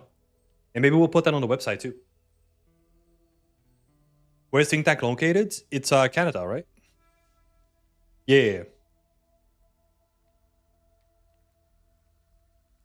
Let's see. We had some other questions before, I think. Oh, Justin was actually given a good recommendation here. Will you be making plans on a live stream or a blog in the near future regarding presentation of portfolio breakdowns, including generic layout or graphic layout? I think that's I was actually going to get to that It's actually an interesting topic to bring up because what I thought about doing this before, but what I don't want to do is build you a template that then other people are going to be using, right? Because I genuinely think that like the way that you present your stuff, and this comes down to adding the little flourishes and adding a little banner and all those things are a way for you to showcase your work, right? But it would be good to kind of showcase like, hey, here's the structure. Here's what I think it should be would be doing, right? And if you are going to add logos or anything like that, don't make them bigger than this size. All that kind of stuff. I think there could be like a lot of good stuff in there. Yeah.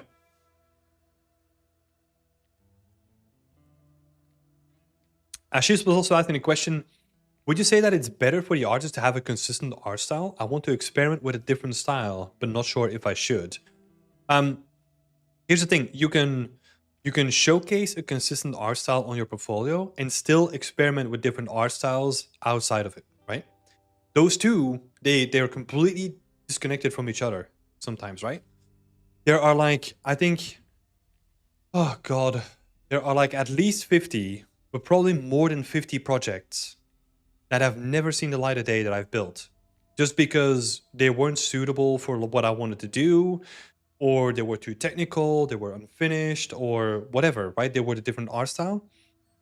But it's completely fine to experiment with stuff. That doesn't mean that it needs to be on your portfolio. Because again, with your portfolio, you get to basically say to people, hey, look, this is what I do. This is what I'm good at. This is what I want you to hire me for.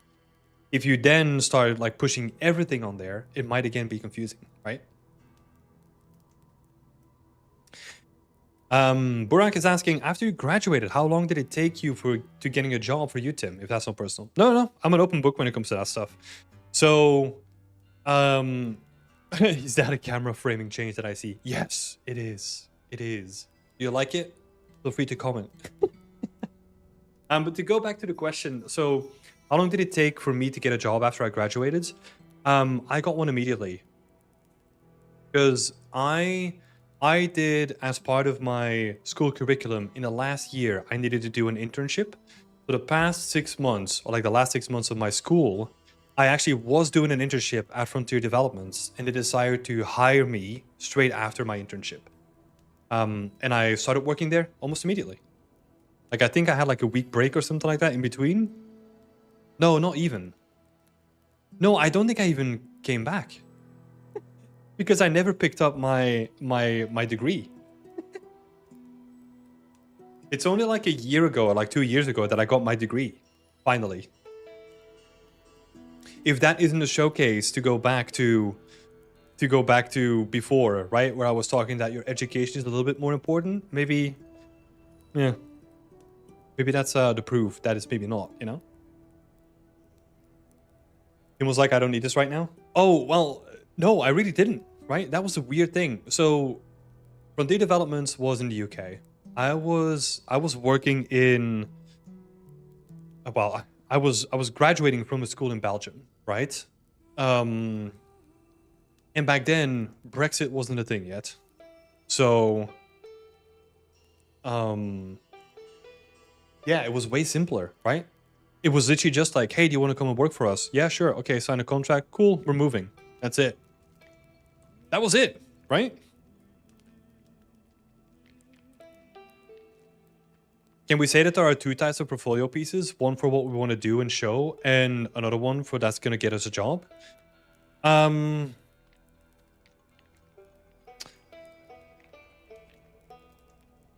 not going to have time to make both.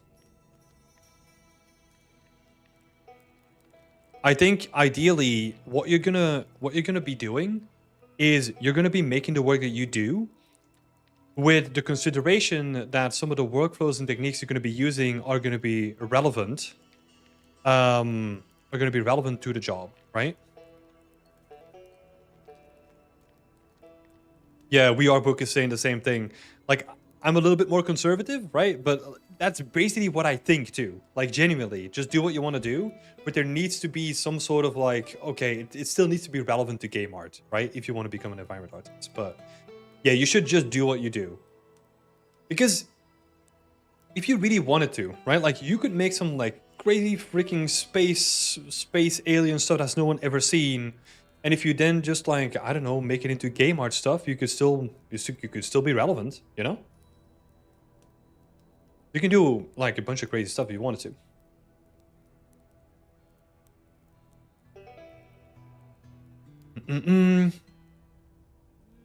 Vronir is asking, well, first of all, thank you so much for hopping in, Vronir, and asking a question. I currently see a trend that procedural modeling is on the rise with Houdini and blended geometry nodes. Do you also see that too inside of the industry?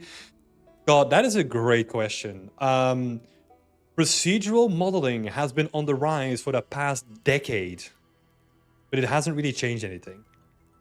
And this is coming from a person who absolutely loves blended geometry nodes, right? So I think their adoption is becoming more usable and more user-friendly, right? Because I do the same thing too, right? Like if I need to make a rooftop and I'm thinking about like using individual roof tiles, I'm not going to be doing that by hand, you know? I'll just happily make like a quick geometry node script and just like scatter them on top of it. Like, cool, that's great. And I think that sort of stuff is going to be more relevant. But inside of the industry, we already have like a lot of suite of tools that are built by technical artists that we didn't get to use in most cases, right? But that has always been the case. Now it might just be more Houdini, but before it was more like, I don't know, like Python, you know? Python or MaxScript or whatever it was before. Yeah. I think it's not on the rise. I think the tools are becoming more usable for the artists like myself who don't want to be spending a bunch of their time on like technical stuff.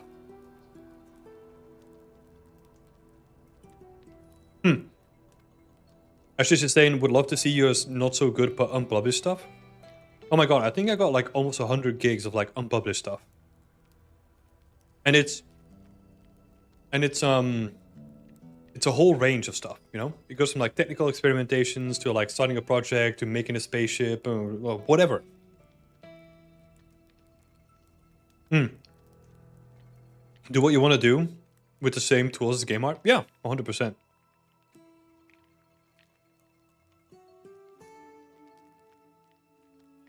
So you take this guy even without breakdowns and additional shots just because of the style match? No. This is going in reference to Stan, right? Stan that we just talked about. We had an interview, right? So that's usually, we were like really interested because there was a style match, and we also, just from the image, you can tell that he knows what he's doing. That he's like very detail oriented. He like really pushes the storytelling. Like he has all the right components. And then we set up like an interview with him, and he in that interview explained everything like really well, you know? And that's what got him the job in the end. It's usually not only because you make a pretty picture that you get a job, right? There's multiple steps involved with the process, but because I don't want to make it sound super simple, because yeah, there is more stuff than like, oh, he makes something that looks like what we're doing. Okay, cool, we'll hire him. It's not that simple.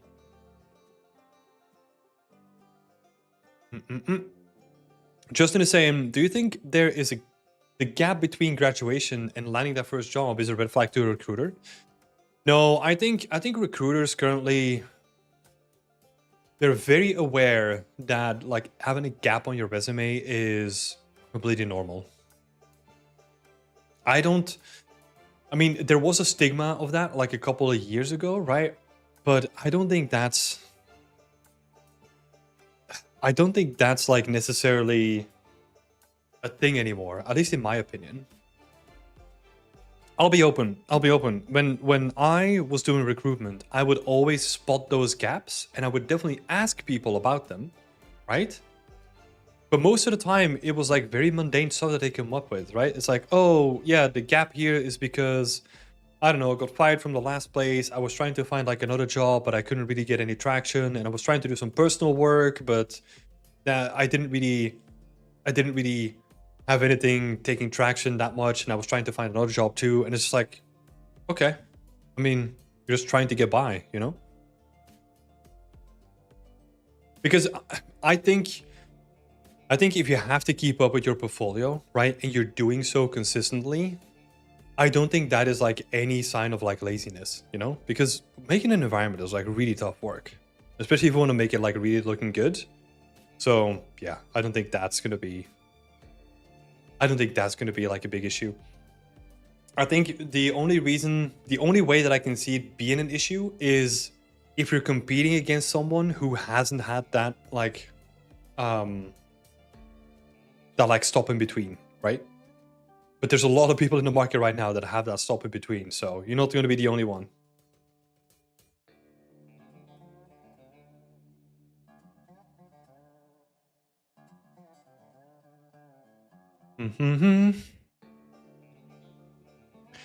Oh, Charlie, you were asking how do you work out what the required pixel density is for your project or game? It depends what your camera distance is, right? Basically, what you first base it on is how good do you want stuff to look, and what kind of texture resolution do you need to have stuff look good at a camera distance, right? That's why, for example, having like a top-down camera, your texel density is going to be lower, because usually those games you can see more of it, right? And seeing more of it makes up for the fact that you have lower resolution in your textures, right? But how do you work it out yourself? The best thing to do is grab your camera, get it somewhere along the lines of where you think it's going to be in the final game, and then make a prop with a 4K asset. Turn it down to a 2K asset, turn it down to a 1K asset, and as long as you don't see any difference, yeah. That's it. So that's one way that you can find it out, right? So if you can keep turning down to, let's say, like a 512 at this point, is like a very effective way of like, oh yeah, it's when we go from like a 512 to like a 265, 256, then it becomes an issue, right? So we're gonna stick with like 512, and this is roughly the size of the prop, so that means our texel density is this, right?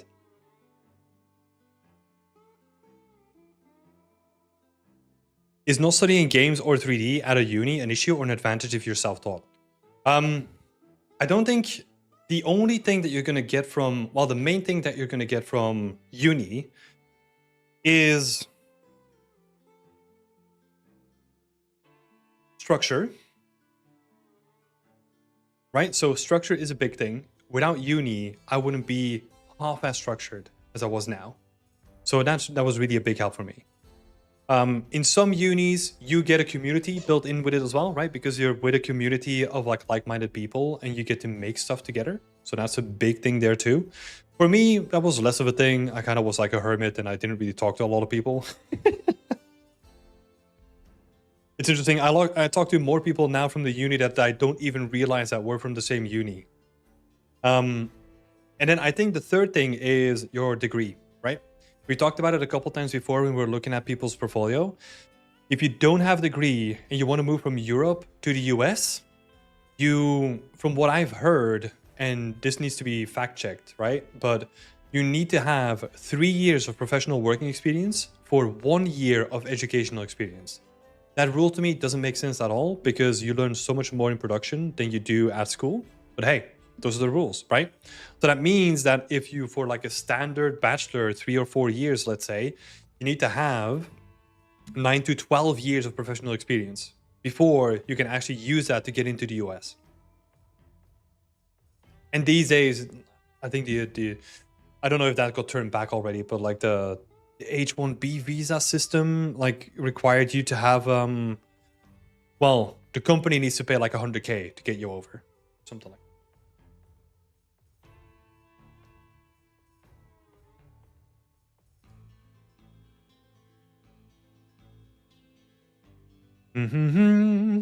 Could you tell me when to use a trim sheet for a prop and when to make a high poly sculpt? For example, a simple wooden table. You can use a trim sheet, or you can sculpt it uniquely. It depends on the detail that you require for that sculpt, for that asset, right? If you have a lot of really unique elements on those wooden table, you probably want to sculpt it. But Well, if you have a lot of unique details on that table, and it is also important to your storytelling in certain way, you would probably want to spend like a little bit of extra time to it. If it is just, like a table in a corner and there's like 100 of them, you can just slap a trim sheet on it because you're gonna add stuff on top of it that is gonna make it varied, right? Is it different when a company is headquarters in a different country, like CDPR that have a US studio? I don't think so. I think if you were to apply to work in the Boston studio, you have to have a visa for, like, at least a working visa for that studio there.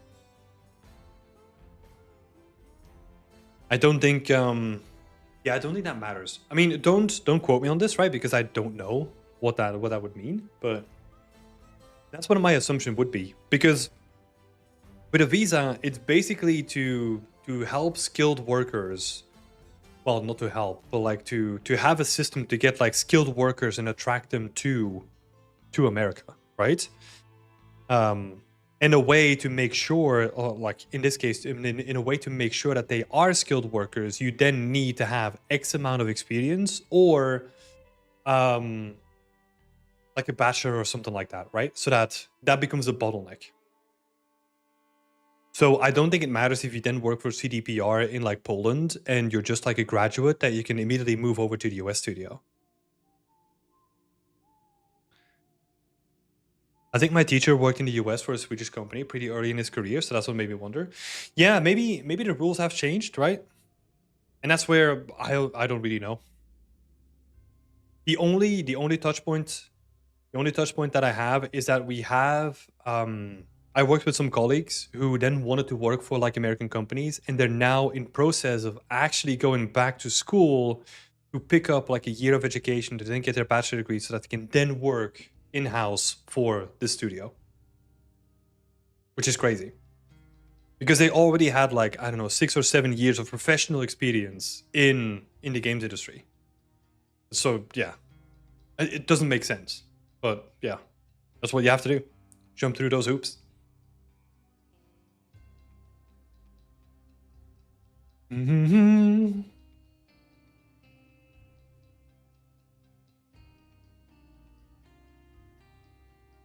What are those pictures on the wall? That's a good question, Beauty. Those are all the previous team challenges.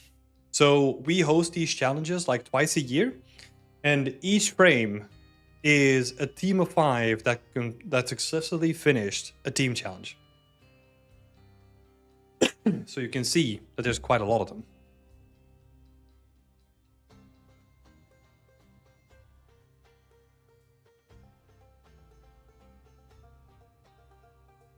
And they look quite cool, don't they? So it starts with that challenge, like all the way in the corner. That was the first one that we did with 2 teams participating. And I think the last one we did, the Witches Den, I think we had like 15 teams participating. So yeah.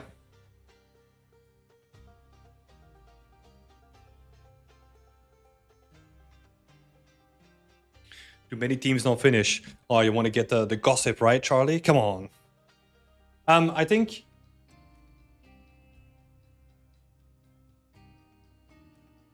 there's not too many teams that don't finish, actually. There's not too many of them. I think in the last one we had, oh, if I can't remember, like 2 teams that didn't finish. I think we had 16 teams in total, and 2 of them didn't finish, and then we ended up with like 14 teams finishing it.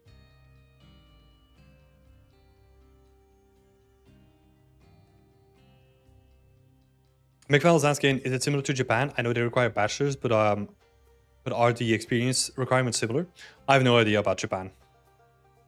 I have no idea.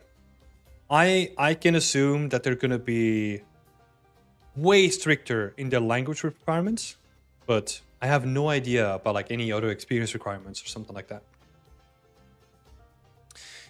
Is the next one in March? Yep, it is.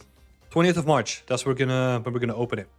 So we're gonna slowly but surely make some announcements, get some thematic brainstorming going on in the future. So yeah.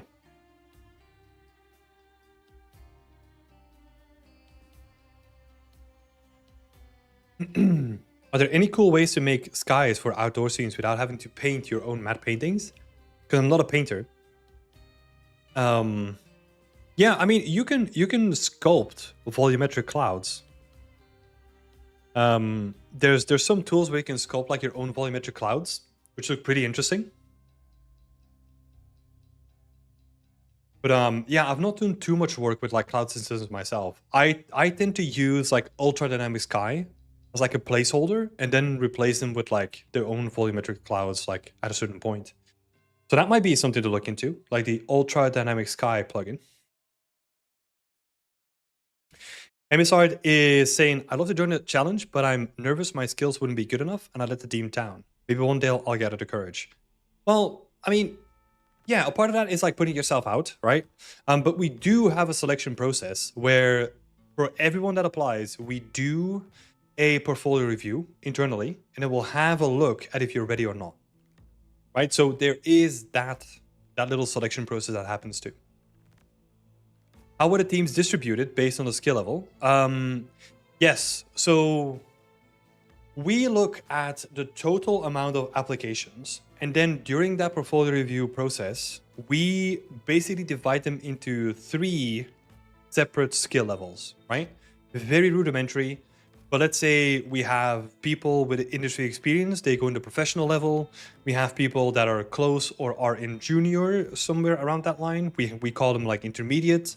And then people that are more studenty, we put them in like the student bracket, right? And then what we do is we divide all the more senior people between all the teams, and then we start building teams around them. That's how we do it, in a rough way. I mean, there's more considerations there because there's time zones, there's preferences and all that kind of stuff, but that's in like a broad way. That's how we do it. The team is Tim's streamer's room. The winner gets to remodel Tim's office. No! That's a good way to team up people. Yeah, I think so too, because then you have one experienced one experienced person that can sort of like help guide the rest of it, supported by intermediate people that kind of know what they're doing. And then usually we have people that are like, they're still fresh to a lot of concepts, right? Sure, they can build an asset by themselves, but maybe they're not as comfortable with like sculpting a rock or sculpting some terrain or something like that. Right, so it varies. We try to do our best to match them. Yeah, I will also say though, like the reason we've never really, well, at least to my record, my knowledge, we've never really had people drop out because of their skill level. It was more about communication issues, right? Communication is a big key thing in team challenges, and if you don't do a good job at that, then that's where the team falls apart, really. Right. I think what I'm going to be doing is, it's already like almost 4. What I'm going to be doing is I'm going to cut this stream a little bit short. I'm going to chill out a little bit, and then I'm going to do more work on the course because we actually have a bunch of stuff to do, and I want to get like more stuff done because this weekend is going to be pretty busy. So yeah, maybe a couple more questions, and then I'm going to call it an early stream for today and get into some more work. Let's see, Justin is saying, even though I mentioned American studios when submitting my portfolio, I'm also keen to work in Europe, like Sabercat Studios or CD Projekt. Just confused on visa for UK citizens after Brexit. Yeah, I mean, I think you might have to get sponsored by Europe, right? Or like the European country that you're from. And I think there's some like European law that says that you have to earn like, what was it, like twice the minimal wage or something like that? You need to look into those sort of things. But there will be documentation about this online for sure. Harry is saying, I've said this before, but the team challenge was amazing. I was super nervous because it was my first time, but after the first week, you get comfortable, etc., and get going. Yeah, that's awesome. That is awesome. Communication is a big aspect in every part of life. Yeah, 100%. It's so important. Like having, and that's also why I find the team challenges so interesting, is it's not only about the technical skills. It's about, hey, I have this idea. How can I convince the other 4 people in my team that it is a good idea, right? And sometimes there's multiple ways of doing this, right? I think everyone just tries to talk in the beginning, but sometimes what people have learned, and it's quite nice to see people learn this over time, is that if you give people the visual in front of them, right? Whether it is like a really quick overpaint, like a really quick drawing, like we suggest you to do on the mural board, that's how you convince people, right? Sure, it is nice to have like a block out and it is nice to have some sort of like stuff there, but it's also helpful in convincing other people on the team too. How do you deal with internal pressures to be productive and the guilt if you feel like you need a break? Well, I mean, that's a good question. It depends on why you need a break, right? For example, I had a busy week this week. Like busy as in like I've barely had any free time. And I try to balance my time in a way that Mondays are looking really busy, right? Because what happens is Monday, 8 hours of work, then I have a couple of meetings in the evening. We sit down with our course instructors and all that kind of stuff on Monday as well. So that's usually PT evening. That's why I try to keep Tuesdays open, a little bit more fluctuation, a little bit more up to what I want to do. And then Wednesday, we have Wednesday, so that's busy again. And then same thing for Thursday. Thursday, I spend with my mom. So my mom comes over, there's some puzzles. That's the way that I do. But productivity doesn't always come from just a raw output of time. It comes from how you productively spend any bit of time that you have. Because you can be productive like when you have like an hour left, but you can also be really unproductive when you have like a full weekend still. And sometimes it's the way that I set things up now is that I'll do a minimal amount of work. My minimal amount of work is like an hour a day, right? An hour a day on personal things. And then after that, I can kind of choose, right? And sometimes, yeah, I have deadlines that I need to focus on. But yeah. You're saying, for example, after my second term final at Think Tank, I straight up felt burnt out and used the 2 weeks holiday, even though and should have been more productive over the break. Well, but if you needed that 2 weeks break, then you needed that, right? If your body is really saying that, then that's what you need. I'm really hesitant with the word burned out though. Because I've been looking more and more into burnout. And my understanding at this point, and I don't think I've ever even felt burned out. Did I say that? Well, can I say that? No, I don't think that's burnout, but like, I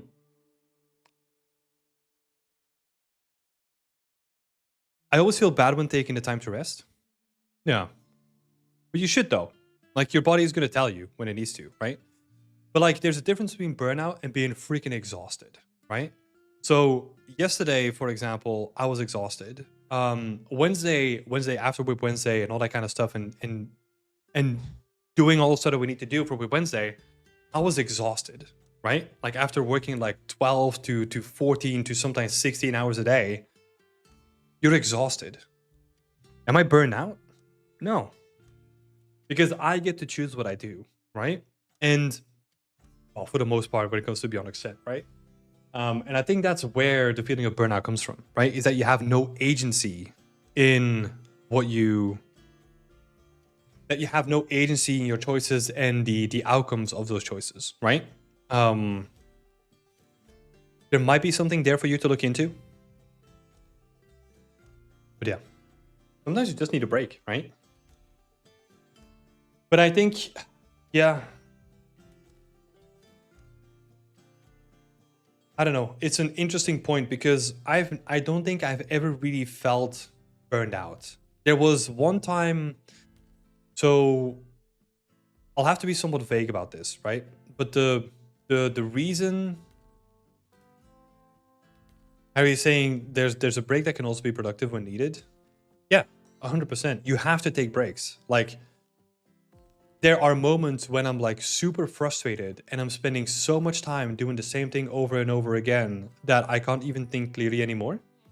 And then I just go out for a walk for like half an hour and I come back and I fix it in 5 minutes. Sometimes you need to detach before you can see the forest from the trees, right? Like, that's what you need to do. Like, and you, over time, hopefully, you start to recognize the pattern. So sometimes when I feel like really frustrated and I can't really get to grips with something, I know that I need to either take a break, just go and walk in the forest for a little bit. When I say this, like, no phone, no headphones, nothing, right? Just empty the head, go out, walk. Some people use exercise for this, right? Because exercise forces you to pay attention to the current moment, not the thing that you were thinking about like way before.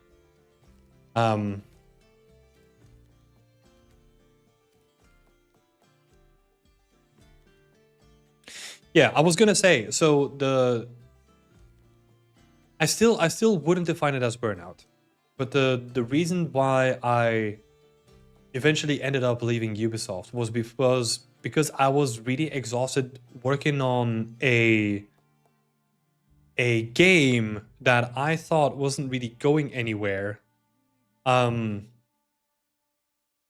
And that's why I ended kind of up leaving, right? And it got to the point where this is not just like a couple of weeks, this is not just a couple of months, but we were working on this for like, I don't know the timing, but definitely more than a year, right?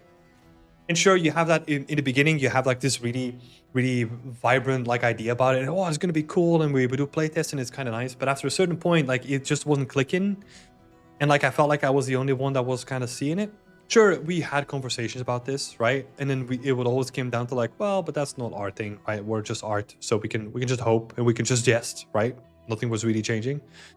But I couldn't really deal with that, so I decided to leave, because that was the one thing that I could do for my sanity. Now, it ended up being that like the game got canceled as well. Whether that was because of the gameplay aspect or whatever, we don't know, right? I mean, I don't know.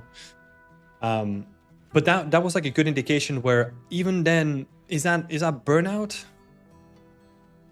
I don't know. I feel like weird that I assigned it to burnout. I felt like there was something wrong. There was a mismatch between the direction that the company was taking, or the game was taking in this case, and where I wanted to go with my career. And the longer I went to go in that career, I felt like that project was dragging me with it, right? It was distracting me from the thing that I wanted to focus on more. And I think that's what really made it feel like to me. Again, is that burnout? I don't personally describe that as burnout. I think burnout would have happened if I would then kept on doing that for the longest time, and then the project being canceled or something like that. Because then it's like, wait, I try too hard to not attach my self-worth to it, right? But then you do want to pour in your passion, because something that is made by passionate people is going to be made better, right? You can tell when something's made with passion and something isn't. But if that then means that you pour all your passion into a thing that you don't really agree with directionality wise, and then it get canceled in the end, I think that's when burnout might have happened. You know? But yeah. So these are my feelings on burnout. And I feel like the term is like really, really overused. And sometimes, I don't know. Because, well, let's put a positive spin on this, right? That's kind of what I did, right? You have a choice. You have a choice in the matter. Got it. Yeah, thank you for your point of view. Yeah. No worries, no worries. It just I just wanted to leave it out. You have a choice in the matter, right? You can decide to take it in a different direction. To make it more about like my uni days, I guess. whenever someone would give me an assignment, they would be like, hey, look, we need to do it this and this way. And it's like, sure, okay.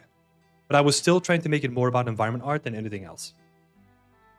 And I took what I could from it while trying to stay within the realm of what they wanted me to do, you know? But I was still pushing my own view into it, right? Like my own control, my own independence into the whole system. And that was my act of rebellion, you know? It's like, yeah, sure, you tell me to do this, but I'm still gonna do this, you know? Right, is asking, any update about BE Academy? Yes, I'm gonna do more work on it like over the weekend, but we are wrapping up to do a early access release to a limited amount of people at the end of this month. That is the current goal. So we are currently wrapping up a lot of lessons. I'm personally working on color theory that I'm writing myself, reference gathering that I'm writing myself, and we have a bunch of people that I'm finishing video editing and text editing and all that kind of stuff. So yeah, it looks like we are going to end up with about 23 to 25 lessons in total for the first batch that we're going to release in early access. And what we want to do with early access is we are going to give people, we're going to reach out to like a set amount of people who have been active in the community and helping us out for the longest time, to have them on board onto Beyond Academy. And then we want to go through like multiple rounds of feedback, sit down with them, see what we can improve and what needs to be improved. But yeah, that's the current goal. So early access at the end of the month. And then afterwards, we don't really have a set timeline yet, but we want to increasingly add a couple more people in. And then, yeah. Is this like an online course or a resource of knowledge we look through ourselves? It is both, somewhat. So it is not a course as in what you would think like a normal course to be. I'll show off some stuff. Keep in mind that this is, well, first of all, sneak peek. So don't go ruining it for anyone else. But I'll show you a sneak peek, and everything is work in progress here still, right? But I'll give you a sample of it. So this is the current dashboard that we're working on. And we are building out a couple of roadmaps. You can see we have core skills, foliage, and art fundamentals. And in these, you're going to have a roadmap of like, oh, introduction to foliage, how to create a foliage atlas, creating grass, creating a holly bush, all that kind of stuff, right? So basically all these lessons are going to be filled with videos, notes, explanations, images, like all that kind of stuff. But we want to give you a comprehensive look into whatever you want to learn about, and then go really deep into those topics, right? And the idea is that if we have enough people support us with this resource, then we can slowly build up on it over time. Harry is asking, is this going to be a one-time payment or a tier subscription access? We don't know.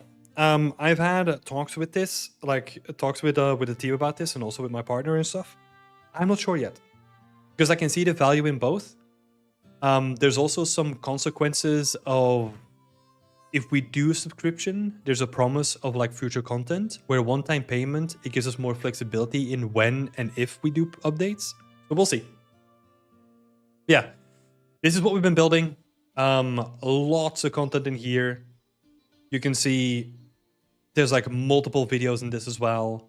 But like really deep dive stuff that we want to showcase. And I think in the end we have currently 23 on the website, but it is literally introduction to foliage, Unreal Engine, low poly modeling, color theory, PBR metallic workflows, lighting, subdivision modeling, like all those kind of stuff, like everything in here. So the first thing that we want to do with this is we want to release the core program, which is basically going to take you from reference gathering, so step 1, to creating an asset, right? So high poly modeling, low poly modeling, baking, texturing, all that kind of stuff. And then currently we're working on a branch where we're going into foliage. because it was kind of like it coincided with the person that we really wanted to work with. But the goal is that at a certain point, these roadmaps that we're building is basically you start with the core skills and then you branch out into what specialization that you want to have it. So yeah, that's what we're currently building. We have worked with a bunch of different industry people. There's a lot of knowledge, a lot of cool people that have worked with us on this, and we're continuously like onboarding new people to the program too. So yeah, I'm looking forward to finally releasing this because it's been a long time, and it's also it's a big gamble. I'll say this. This was my goal, like directionality. This was my goal to go in this direction with Beyond Extent, right? It was never supposed to be just me. It was supposed to be the community getting together, like really building this online repository that's focused on environment art. And this is the first massive thing that we're releasing. So all the support that has been given in the past couple of years, right? The cumulative support there has all gone into either workshops, but most of all is gone into the production of all of this stuff. Getting those people all paid, fairly compensated, all that kind of stuff, that's all built in there, and that's all because of all of your work. So, and all of your support. So yeah, thanks a lot for making that happen. But yeah, more on like the pricing detail like later down the line, because yeah, no clue at this point yet, honestly. I mean, I have some ideas, and we have scoped everything, every idea out and all that kind of stuff, but yeah. Are you going to consider regional pricing? No, not at this point. Honestly, we can't do it at that scale.